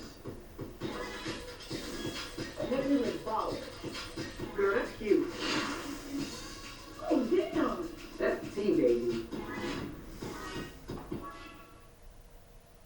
At Grand Canyon University, we believe in equal opportunity, and the American dream starts with purpose. By honoring your sacred vocation in technology, you impact your friends and your community. GCU certificates, bachelor's, and master's online programs can accelerate your critical thinking abilities, helping solve complex business challenges with innovative technology solutions. Find your purpose at Grand Canyon University. Private, Christian, affordable. Visit gcu.edu. I'm in Washington, D.C. right now, and I want to visualize for you what it would look like if a nuclear weapon landed on the nation's capital. So, for our scenario, there is a nuclear weapon headed towards the city right now. A large nuclear weapon flying, headed towards Washington, D.C. The actual bomb is actually in here. This cone that's about 2 meters tall, 6 feet. It's falling back into the atmosphere. Here it comes. And then, for a moment, right here is the hottest thing in our solar system, hotter than the sun. 100 million degrees Celsius as it expands out. Everything around it turns into dust. I mean, smaller than dust. Atoms are ripped apart. This fireball instantly vaporizes everything within a half-a-mile radius. And here comes the blast wave. A wall of high-pressure air that is moving faster than the speed of sound. It creates wind behind it that is faster than anything ever observed in Take a nature. nap before work. I like the dollar store. Everything within 2.5 Yeah, I just miles want a is couple level. things real quick. And then there's the heat wave, which burns everything within 5 miles. Tired. Nearly everyone in this city is either dead or severely injured. Yeah, I'm not looking forward to cleaning this kitchen. Everything tonight. that can be on fire Well, is I now have on to work in fire the as kitchen. this huge mushroom cloud It's rises fine, into the air, dragging with it a storm of dust, Whatever. dirt, Be and careful debris. on the floor so you don't But this fall. isn't normal I dust know. anymore. The bomb has done something to it, to its atoms, making Yeah, I don't them wanna do fall that apart again. in slow motion, Twice. shooting out I invisible, shouldn't. deadly energy. This poison dust drifts all across this region. It clings to soil and plants and people hundreds of miles away. These poisoned atoms will keep firing off radiation for years, for decades, centuries, even thousands of years. This is a disaster that humans made. And that was just for one of these cones. A rocket fired from an American submarine can carry 8 of these cones Alright, at I'm gonna once. keep it moving. If all of those or else hit I'm one gonna- target, it would be a much worse It's the situation. last switch by the door. So you at least have a light on out there. Yeah, my leg hurts. Be careful. A lot of global politics centers My around leg this, Be careful, making sure no, that I don't this think does there's not lights, happen. but there might But be everything little I lights just by showed the you Yeah. is very Stuff was possible. melting. We have the capabilities Hopefully to it do all this melts right down. now. I think And in he's fact, a lot of sleeping. countries Huh. have their Hey, finger on bye-bye. the trigger, able to launch Everyone have one a of good night these at work. at a moment's He's notice. And I spent a very long time He's sleeping. trying to understand why. Might be. Why have we done this? Yeah, he is. And why these nuclear weapons, which were famous during the Cold War, are back. They're back in a new way. They're once again becoming the center of global politics. We are Doesn't entering one of the surprise most dangerous periods in nuclear history. Thanks We're on for the cusp dinner. of this third age. That nuclear is back. That's Sam from Search Party. All He right. also made All some right, really guys, nuclear weapons, tomorrow. but Work, it's huh? different than I'll see mine. you guys It went mine tomorrow. yesterday. We'll be In this here. video, I'm going to show you how these things work, what countries have We will them, be and how here. they're used on the global All right, stage. well, thanks for And in dinner. Sam's video, we'll take We you might into go to this specific church, moment but in since I'm time, going to and church, what to look out for going forward. Okay. Help you understand why nuclear weapons are back on the world Yeah, stage. I'll let you know. Okay. Alrighty. All Have a right. good night at work. Good night, Sebby. Sleepy. Sleepy. Bye. Sleepy Sebby. Bye, Dorothy. And So you're time right, Right guys. on out there? Yeah, bye, Sebby. Yeah, I know. Okay, buddy. I'll see you, Jeff. All right, see ya. Everyone's telling me that they don't like that my screen shakes. Listen, I can't help it. This thing's big, it's unruly. Sorry. Okay, so what is this thing? Well, it's a bomb, obviously. A very destructive bomb. And it's one that messes with the very building blocks of everything, the atom. Atoms are the tiny building blocks which make up everything in the world.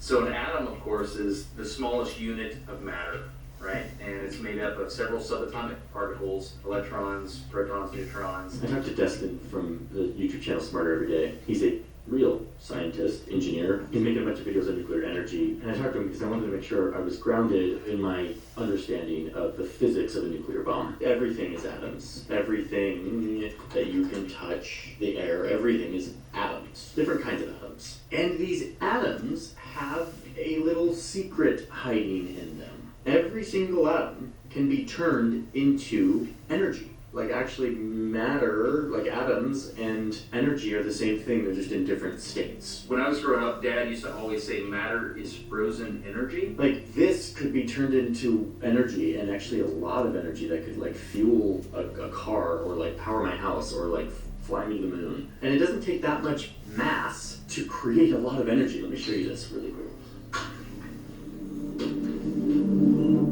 This little piece of metal is probably a little more than a gram. Not very heavy. Not a lot of mass, right? If we zoom way into this little clip, you're gonna see a bunch of atoms.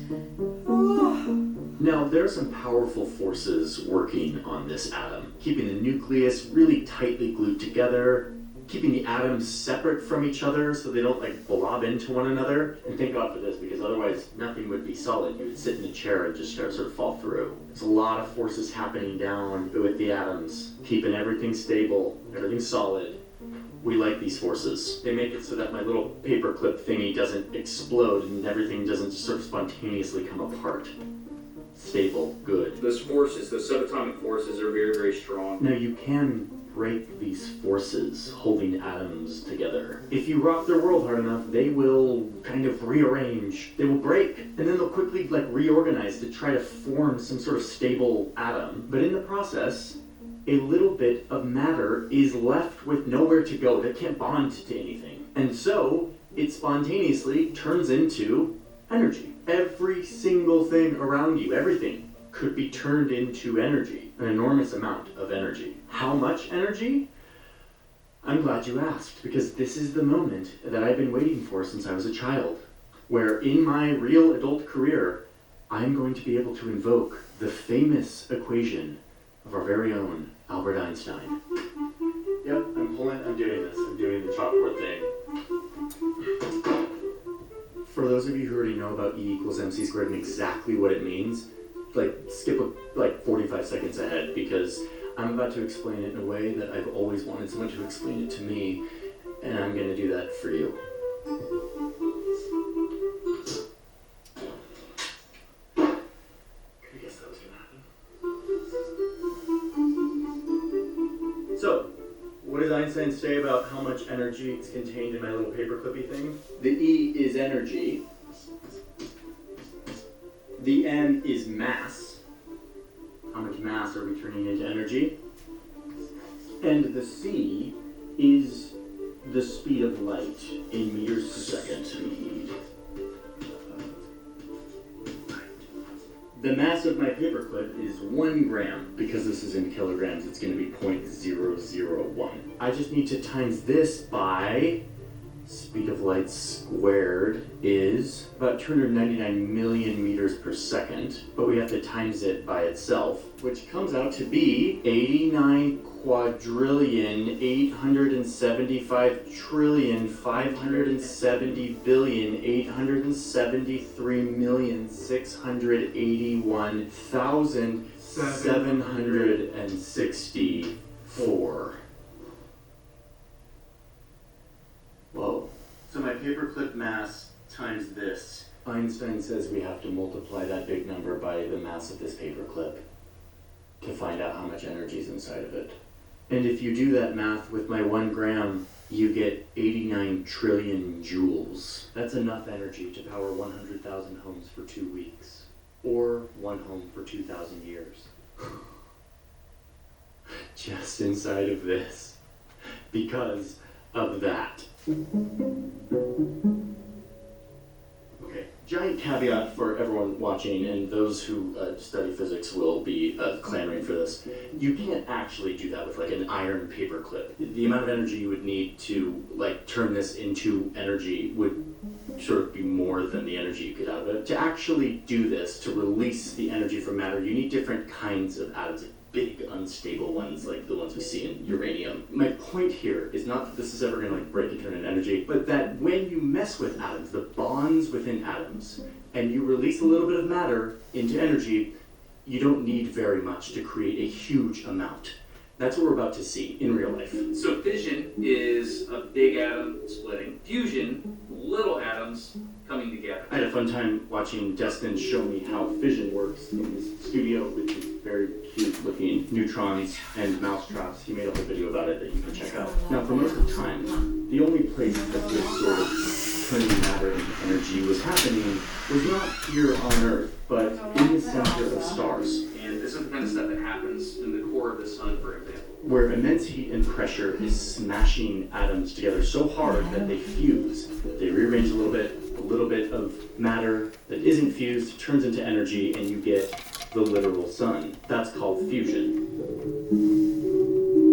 Why don't you set your computer down so it doesn't go bouncing? The humans on Earth decided Well, they so it wanted doesn't to start fall. to do something Set it like on But the it's table not or something. falling. Well, if you move, it's going to go forward. But I wanted to fall. Well, then you'll break. But I wanted to.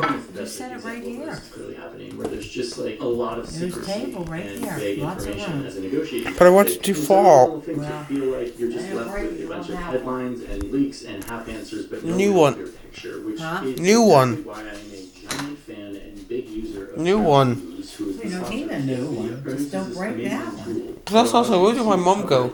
of a topic honey? Where did my from mom so go? many angles, She went all home. She's going to stop at the one dollar view. store And and she you're not went just home to seeing go to like sleep. headlines, you are getting I'm surprised. She said she stays up all night. bias that Well, headline it's might have, what it's almost implying, 7:30. She has to go to work how credible, tonight. factual they are. Graham is a long-term partner of the channel. I'm a big fan of what they Just do. go They to align work very much in tonight. our mission. Still. To make information more transparent, more clear for people. It's an app and a website that helps me go beyond the echo chamber of social media and see a story from a much deeper perspective. I mean, let's just go back to the Iran example. You can see here on Ground News, in one view, a bunch of different headlines. Like, pull these two up. You can immediately see that this is funded by the government of Qatar. It's high factuality, but it leans left. And their headline emphasizes a framing of Iran rejecting this IAEA report and downplaying the threat and casting doubt on the international narrative. Whereas this Israeli outlet has a more mixed record. It leans right, and it cuts right to the chase and says clearly and slightly misleadingly that Iran has enriched uranium for 10 nuclear bombs and is continuing production. Same story, two totally different angles. Ground News is the only platform I know of where you can see all of these headlines side by side with all of this information and quickly get a grasp of what is going on. It also helps you be less echo chamberish with its blind spot feature, showing you stories that you may not be likely to click on or that you are either avoiding consciously or unconsciously. Ground News helps me feel informed in a very short time and sort of ahead of the narrative. And it's not just me. Ground News was recently recognized by the literal Nobel Peace Center for its impact on media literacy. It's completely subscriber funded, and for those who are interested, they are giving a big discount to anyone who goes to ground.news/Johnny Harris. You can scan this QR code as well, and you will get 40% off the Vantage plan, which is all of these features I talked about today. I think it ends up being like $5 a month all in, so small price to pay for being informed. Thank you, Ground News, for sponsoring today's video, for being a long-time partner, for doing what you do, and With that, let's keep talking about nukes. It's the 1930s in Germany, and some scientists were tinkering with atoms, and they found a way to break some atoms apart and get in on this insanity of E equals mc squared. Pretty crazy how safe nuclear power is. But nuclear weapons are scary, aren't they? Yeah. When uranium-235 exists in nature, it's not real happy. It's kind of unstable. If a U-235 atom ever gets hit by a neutron, which I happen to have a neutron here. If U-235 ever gets hit by a neutron, then it gets really unstable. And then it breaks apart. That right there breaks into two other atoms. I threw my neutron across the room. That's dangerous when you got U-235 around. I think of U-235 like a mousetrap. So if you think about it, you've got this atom chilling out, and it's got all these neutrons right there, ready to go. If it ever gets triggered, then it will fire, and it will throw off these other neutrons, and they go off. And so if you have a clever arrangement of more U-235 atoms around that, then you can start what's called a chain reaction. Those neutrons bombard other uranium atoms, causing them to split and split still others. The result? A chain reaction. They were doing fission, the breaking of big unstable atoms apart. And this wasn't as powerful as the fusion, the combining of atoms that's happening in the center of the sun, but it was still unlike anything the world had ever seen. Under Hitler, the country was becoming the dominant power in Central Europe. Germany was kind of getting ready to take over the entire world, and so they thought, what if we weaponize this new nuclear breaking thing we invented? And Einstein, the E equals mc squared guy, was alive at this time and watching his equations be turned into weapons. And Einstein writes this letter to the American president urging the US to make the bomb before Germany does. And this is where we get into Oppenheimer, the Manhattan Project, brilliant physicists building atomic bombs in the desert, racing against time during World War II. The US, of course, wins this race for the nuclear weapon. They drop 2 of these fission bombs on Japan in 1945. The war is over, and the world has changed forever. Nothing would ever be the same. It was the beginning of a new way of global conflict. A few years later, the Soviets made one of their own, and thus begins a new race. Who can make the bigger bomb?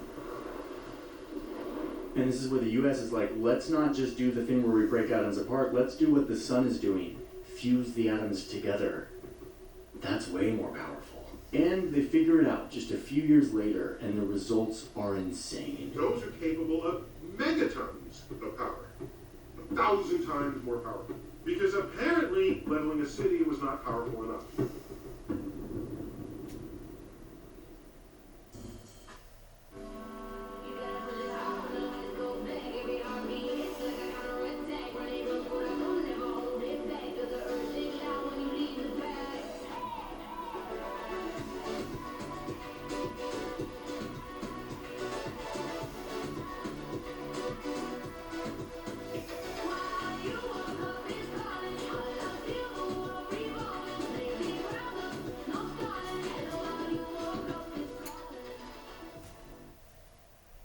Grand Canyon University, we believe in equal opportunity, and the American dream starts with purpose. By honoring your sacred vocation in technology, you impact your family, your friends, and your community. GCU's certificates, bachelor's, and master's online programs can accelerate your critical thinking abilities, helping solve complex business challenges with innovative technology solutions. Find your purpose at Grand Canyon University. Private, Christian, affordable. Visit gcu.edu.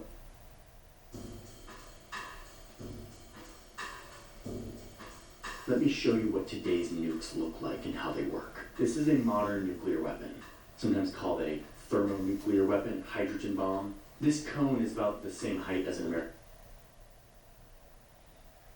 American male. And the actual bomb is in here. We don't know exactly how big it is, but we know it's shaped like a peanut. This cone needs to be mounted on something to deliver it to the target. In this example, it's on a huge rocket that flies to space, can carry this nuke like over 1,000 kilometers away. Eventually the rocket part falls away and the cone starts falling towards its target. And then, when it hits its pre-programmed altitude, it detonates. But watch what happens. This is crazy. It's actually 3 bombs. It starts with just a regular old explosive bomb, no nuclear stuff yet. But this bomb, inside of this very small peanut-shaped space, triggers a fission bomb, the first type that we invented, the one that overcomes the forces, keeping an atom stable and breaks them apart and turns a tiny bit of matter into a huge amount of energy. So there's a fission reaction happening, and that shoots out a huge amount of energy at the speed of light that bounces off all these shiny beryllium walls. And then it hits this, and this is the final one. It's so hot in here, 100 million degrees Celsius, that we're basically in the core of a star. It's actually hotter than the core of our sun. Hot enough to do things that stars do. So now in this third bomb, the big one, hydrogen atoms are being smashed together into a new form. A little bit of matter is escaping into E equals mc squared, being multiplied by the speed of light squared, and what you get is total destruction. Yeah, I mean, we made that.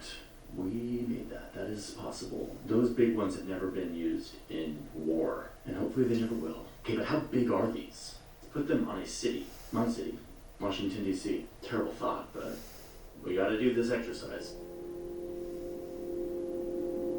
If you were to drop a fission bomb, like the ones we dropped on Japan, that killed hundreds of thousands, it would look like this. Upgrade that to a fusion bomb, like the ones deployed today, and it would look like this.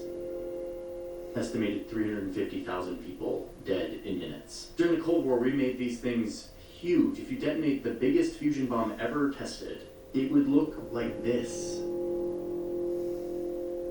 The city would be gone, and people 40 miles away in like Baltimore would have life-threatening burns from the heat wave. 300 square miles of buildings destroyed. I mean, this is a horrible possibility that we have invented, and we have a lot of them.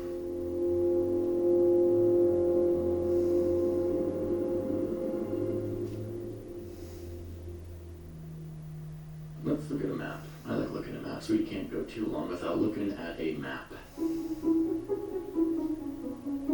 Today, there are around 12,000 nuclear warheads somewhere on Earth. That's 12,000. 12,000. That's enough firepower to level every sizable city on the planet several times over. The world used to have way more, like more than triple that during the Cold War. Almost every one of these nuclear warheads today is in the hands of 2 countries, the US and Russia. But in total, there are 9 countries that possess these destructive bombs. And one of these countries doesn't admit that they have nuclear weapons, but they do. And America's nukes aren't just in America. They're scattered all over the world, in ally countries, on land, in air, deep in the ocean, lurking in submarines, in a configuration that the US calls its nuclear posture. It's one of the most important parts of America's military strategy today, and we're about to see how it actually works in real life. Because these 12,000 nukes shape our entire world. Their threat is ever present. And so it turns the chessboard of geopolitics into a different thing than it was before.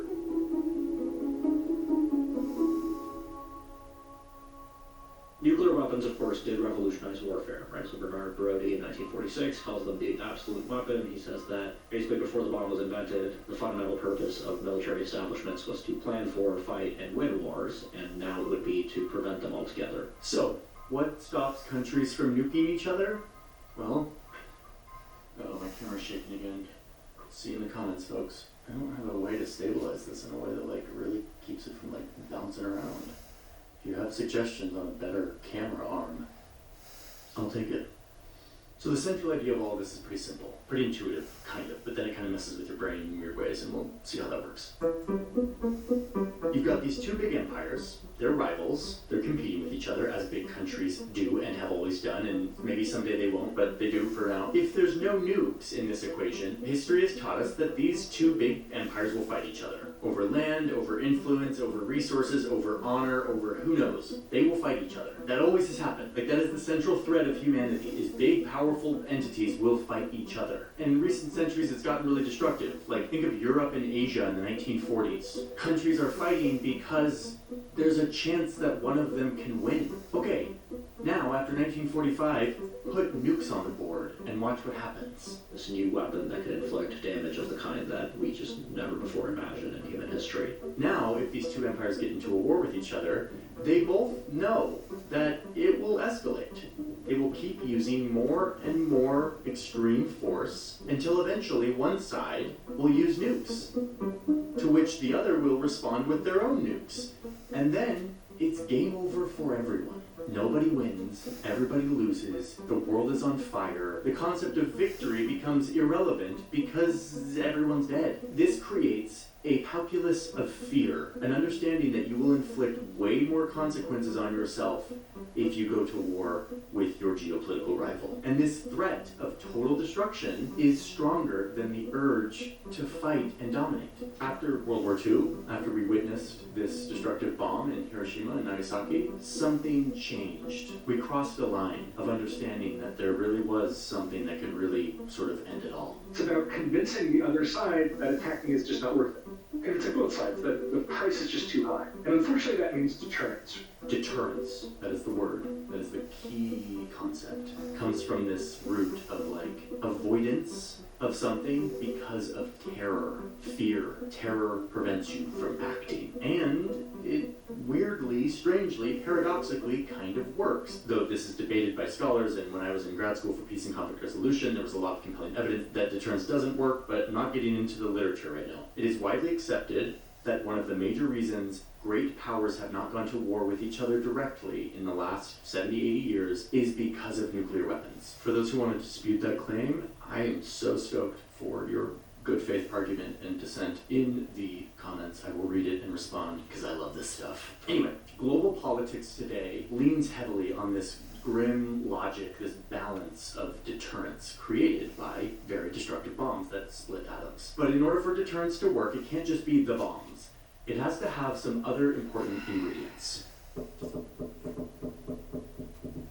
First up, the threat needs to be believable. It needs to be credible. Your enemy has to believe that you will actually, credibly, fire back a nuke. That you're not just making empty threats and bluffing all the time, that you actually have the ability and appetite to fire one of these things off. What that means is you gotta have these things ready to go at all times. You gotta have maps of targets to hit, thousands of targets in some cases, like here in these giant maps in a bunker command center that the US had, showing all the targets in the Soviet Union that they were ready to hit. The Soviets, of course, had a similar map of all the targets they were ready to hit. During the Cold War, the US had a bomber plane with a nuke on it in the air 24/7 for 8 years. Like, it wasn't the same plane, they were obviously doing patrols, but there was always one in the air ready to drop a nuke. And this is why it remained a Cold War. But the Soviet Union fell and the big standoff kind of chilled out a little bit. But today, credibility is just as important to all of the nuclear powers, especially the big dogs, US, China, Russia. They all still have their nukes pointed at each other all the time. And all three make it really easy to make the decision to launch one. They centralize the decision making into one person, the top leader. Like in the United States, we do this. The president is the sole authority who can authorize a nuclear strike. And legally, no one can veto his decision. He could launch a nuke within 5 minutes using some special authorization codes and relying on this football. I know it's not a football, it's a briefcase, but it's called the nuclear football. And inside of this is a phone and a scary black book that lists out all of the potential targets that the president could authorize a strike on.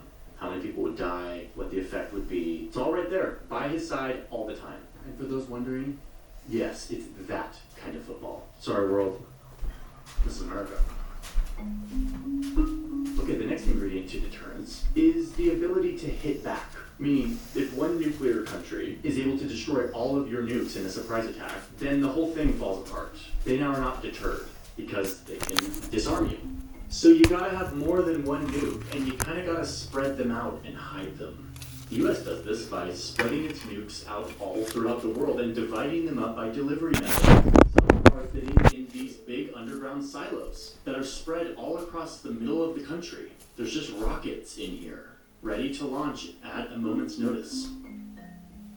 Others are sitting on airplanes positioned all around the globe. And as of 2 weeks ago, the US positioned 10 of its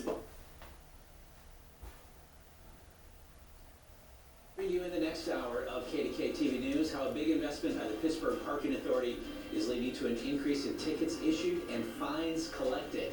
And then the new reward being offered by state police for help solving an arson in Westmoreland County. Plus, the local school district making it to the state's honor roll, earning a designation as a great Pennsylvania school. Those stories and more ahead at 6. Christine and I will be right back. In every corner of KD Country, Reporting live downtown. wherever news happens that impacts you, Reporting in Hemphill Township. your community, Reporting in Lawrenceville. your family. Live in Cranberry. Reporting live in Dayton. Watch KDKA TV News. Hi, Dad. I never realized how much that truck was bothering me until it was gone. It's a clean, happy feeling. What should I do with all this open space now? It's up to you, Dave. Just imagine the possibilities. Call 1-800-GOT-JUNK. So, he knows his own name and everything. You know what I would love right now, Mrs. Wiggins? A delicious cookie. Wonderful. Teddy and I'll stay here and talk. Sure, why don't you go ahead and adopt him?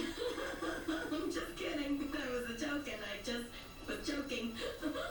I'll get you cookie.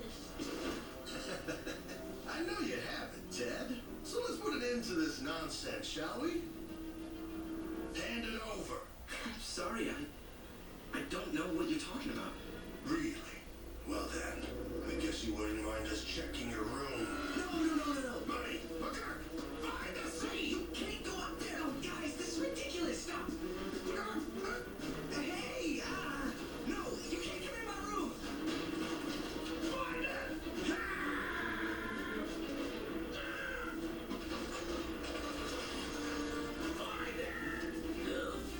What is going on here? This doesn't involve you. Get back downstairs. Excuse me down there. I don't care who you are, you little crazy baby man. Get out of my house now. This is outrageous. Fine. Sorry. Must have been a misunderstanding. We'll be leaving now. And my apologies, Ted. You be safe. What? Mind telling me what's going on here? The seed. Where is it? Seed? Where's Grammy? It's alive. I remember you. Ted, what?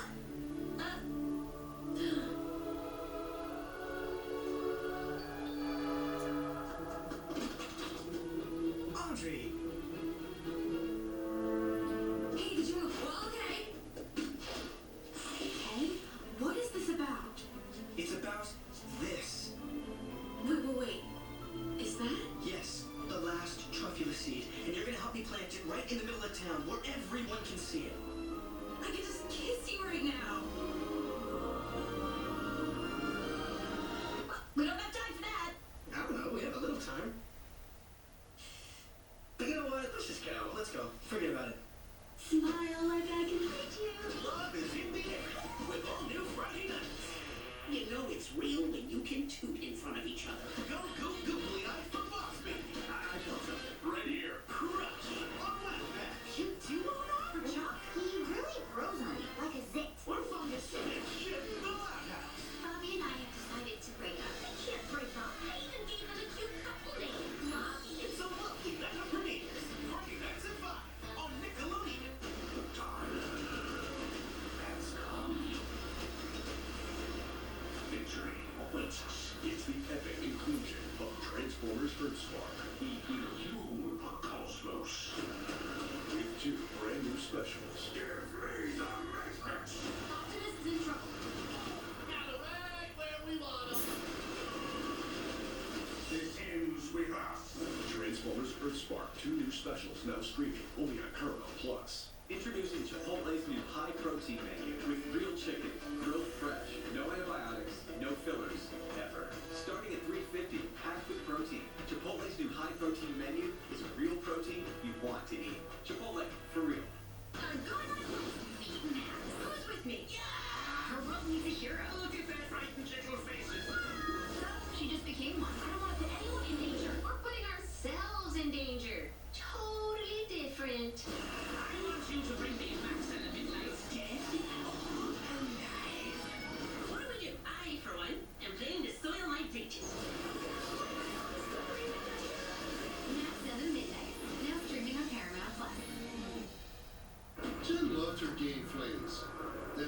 showed up with game rigs and beads. When they mixed their scents, they discovered they were scent mates. For holiday scents at last, sniff the difference with game. Kick off your weekend on a high note with your favorite hosts on CBS Weekend. Check it out. Brandon McMillan in Lucky Dog Reunions and Lucky Dog Down Under. It's a whole hour of your favorite Lucky Dogs. Miranda Cosgrove in Mission Unstoppable. You'll see what I'm talking about. Zay Harding in The Visioneers. Let's dive in. Mo Rocca in Innovation Nation. And we have liftoff. And Hope Swinimer in Open Wild. Donor donation, love for nature. All part of CBS Weekend. You love a clean plate. Almost as much as we do. For 70 years, Cascade has left no mess, no residue, no worries. Cascade, leaving nothing behind since 1955. I found the Avatar. Paramount Plus has every episode ever. Air. The Avatar is back. Water. You can't knock me down. Earth. That's how it's done. Fire. You get in my way and don't call back. My cabbages! Avatar, The Last Airbender. You can stream the original global phenomenon now We're home, buddy. We're home. on Paramount Plus. Hey everyone! I heard you can go viral for starting a cool challenge. So this is Eel or No Eel. The game where we stick our heads in water tanks, and if there's an eel, we get shocked. Shocked? What happened to Go Fish? Does no one play Go Fish anymore? Rock, you're up first. I understand how we lose, but how do we... Paper. I know you scissors, so I know there's an eel in my tank. So I'm going to stick my hand in your tank and... And that's the game. What? You're not playing? You think I'm gonna stick my hand in a tank of eels? What are you, nuts? Unbelievable. Come on, let's get some bandages. And stay tuned for our next game, Shark in the Closet. I just want to play Go Fish.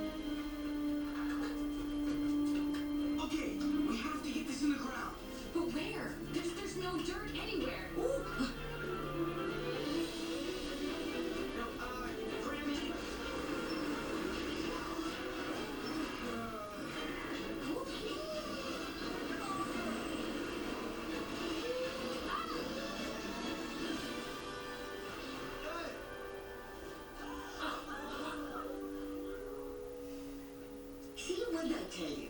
Easy, huh? Hey, they broke O'Hare's head. What do you think you're doing, kid? I'm looking for a place to plant a tree. A real one. Why would we need a tree? Exactly. Oh, man. Folks, the last thing you want around here is trees. They're filthy. Spewing that sticky, nasty sap all over the place. They bring poisonous ants and stinging bees. Ouch. Think about the kids. And I just thought, they make leaves. You know that, right? And these leaves, they just fall. They just fall wherever they want. Oh, come on. We know why you're really against trees. Because they produce fresh air. For free. I am wounded. You have lied. It is not a lie. It's called photosynthesis. Come on, she's making that up. That's a made-up word, people. Sneedville is perfect, just the way it is. We don't need trees. That boy has a seat. We need to stop him. Who's with me? Come on. O'Hare's right. Stop it. Last chance, kid. Hey, no. Where do you think you're going? Come on, let's go. Get in. Stop that maniac.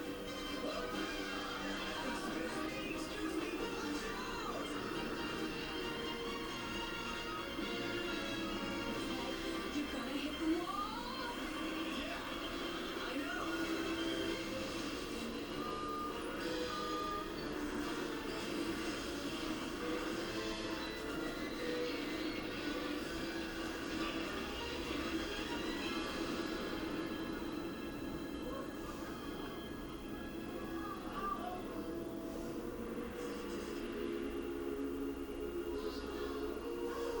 Wow! Did you see that? Who does this kid think he is, huh? Smile like I can reach you. Love is in the air with all new Friday nights. You know it's real when you can toot in front of each other. Go, googly eye for boss, baby. I know something. Right here. Crush. On left back. You do know that? For Chuck, he really grows on you like a zit. Or fungus. And shit in the loud house. Bobby and I have decided to break up. They can't break up. I even gave them a cute couple name. Bobby. It's a lovely band of premieres. And it all starts next on Nickelodeon. The time has come. Victory awaits us. It's the epic conclusion of Transformers Earthspark. Fuel Cosmos. With 2 brand new specials. Give me the Matrix! Optimus is in trouble. Got it right where we want 'em. It ends with us. Transformers Earthspark. 2 new specials now streaming only on Paramount Plus. Alright, next we need a suggestion. Home and auto insurance. Home and auto insurance. Okay. Any other ideas? Bundling your home and auto insurance for round-the-clock protection with Progressive. Okay, more ideas. Anything goes. Sacrifice. Good one. Okay, great. Like how you don't have to sacrifice great coverage to save on insurance when you bundle home and auto with Progressive. Iron bathtub. When we needed to remodel our kitchen, we went to Angie and found a trustworthy pro who put so much love and care into it. He treated it like it was his baby. So when we needed a godfather for our baby, I couldn't trust anyone else. Here you go. Seriously? Yes.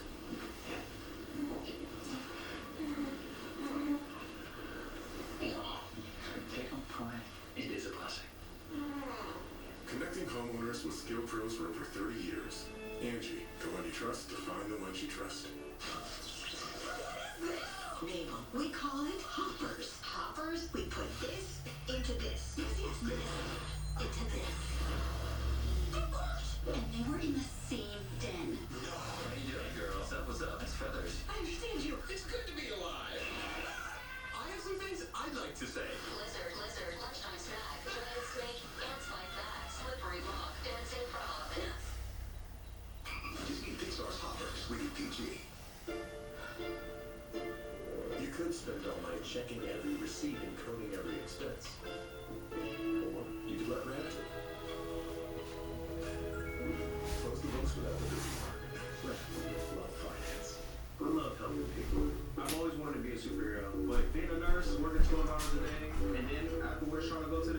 I ain't got time to do grocery shopping. That's the price of greatness. Instacart becoming a clutch though. I'm gonna go ahead and load up my cart so that way once I'm done with the gym, the food's already there and I can get straight to cooking.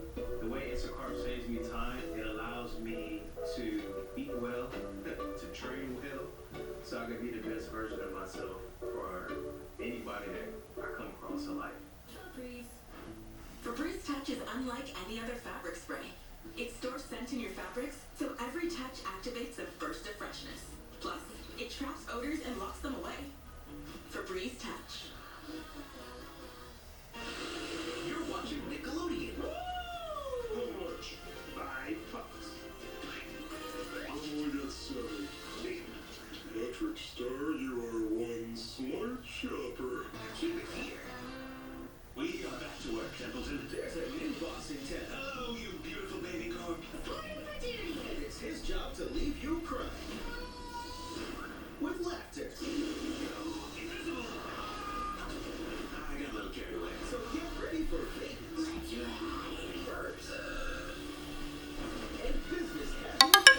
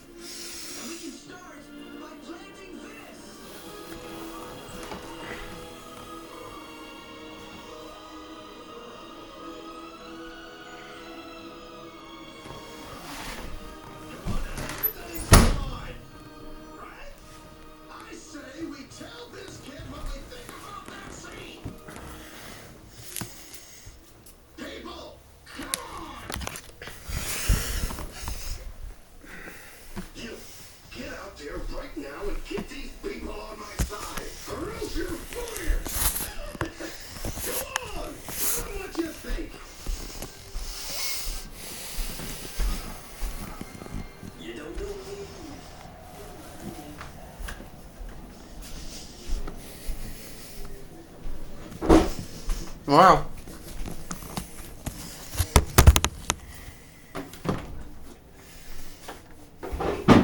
Wow.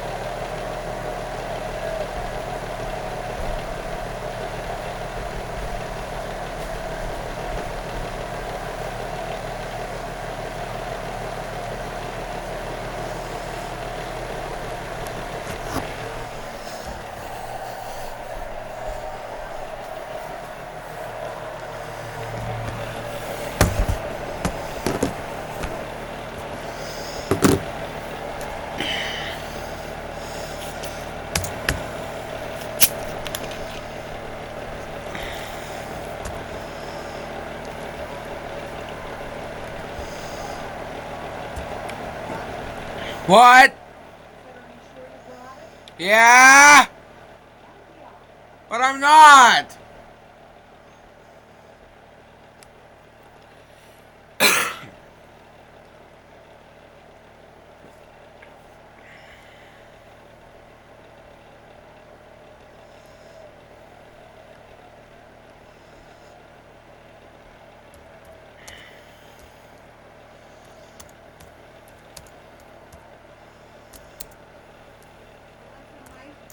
No.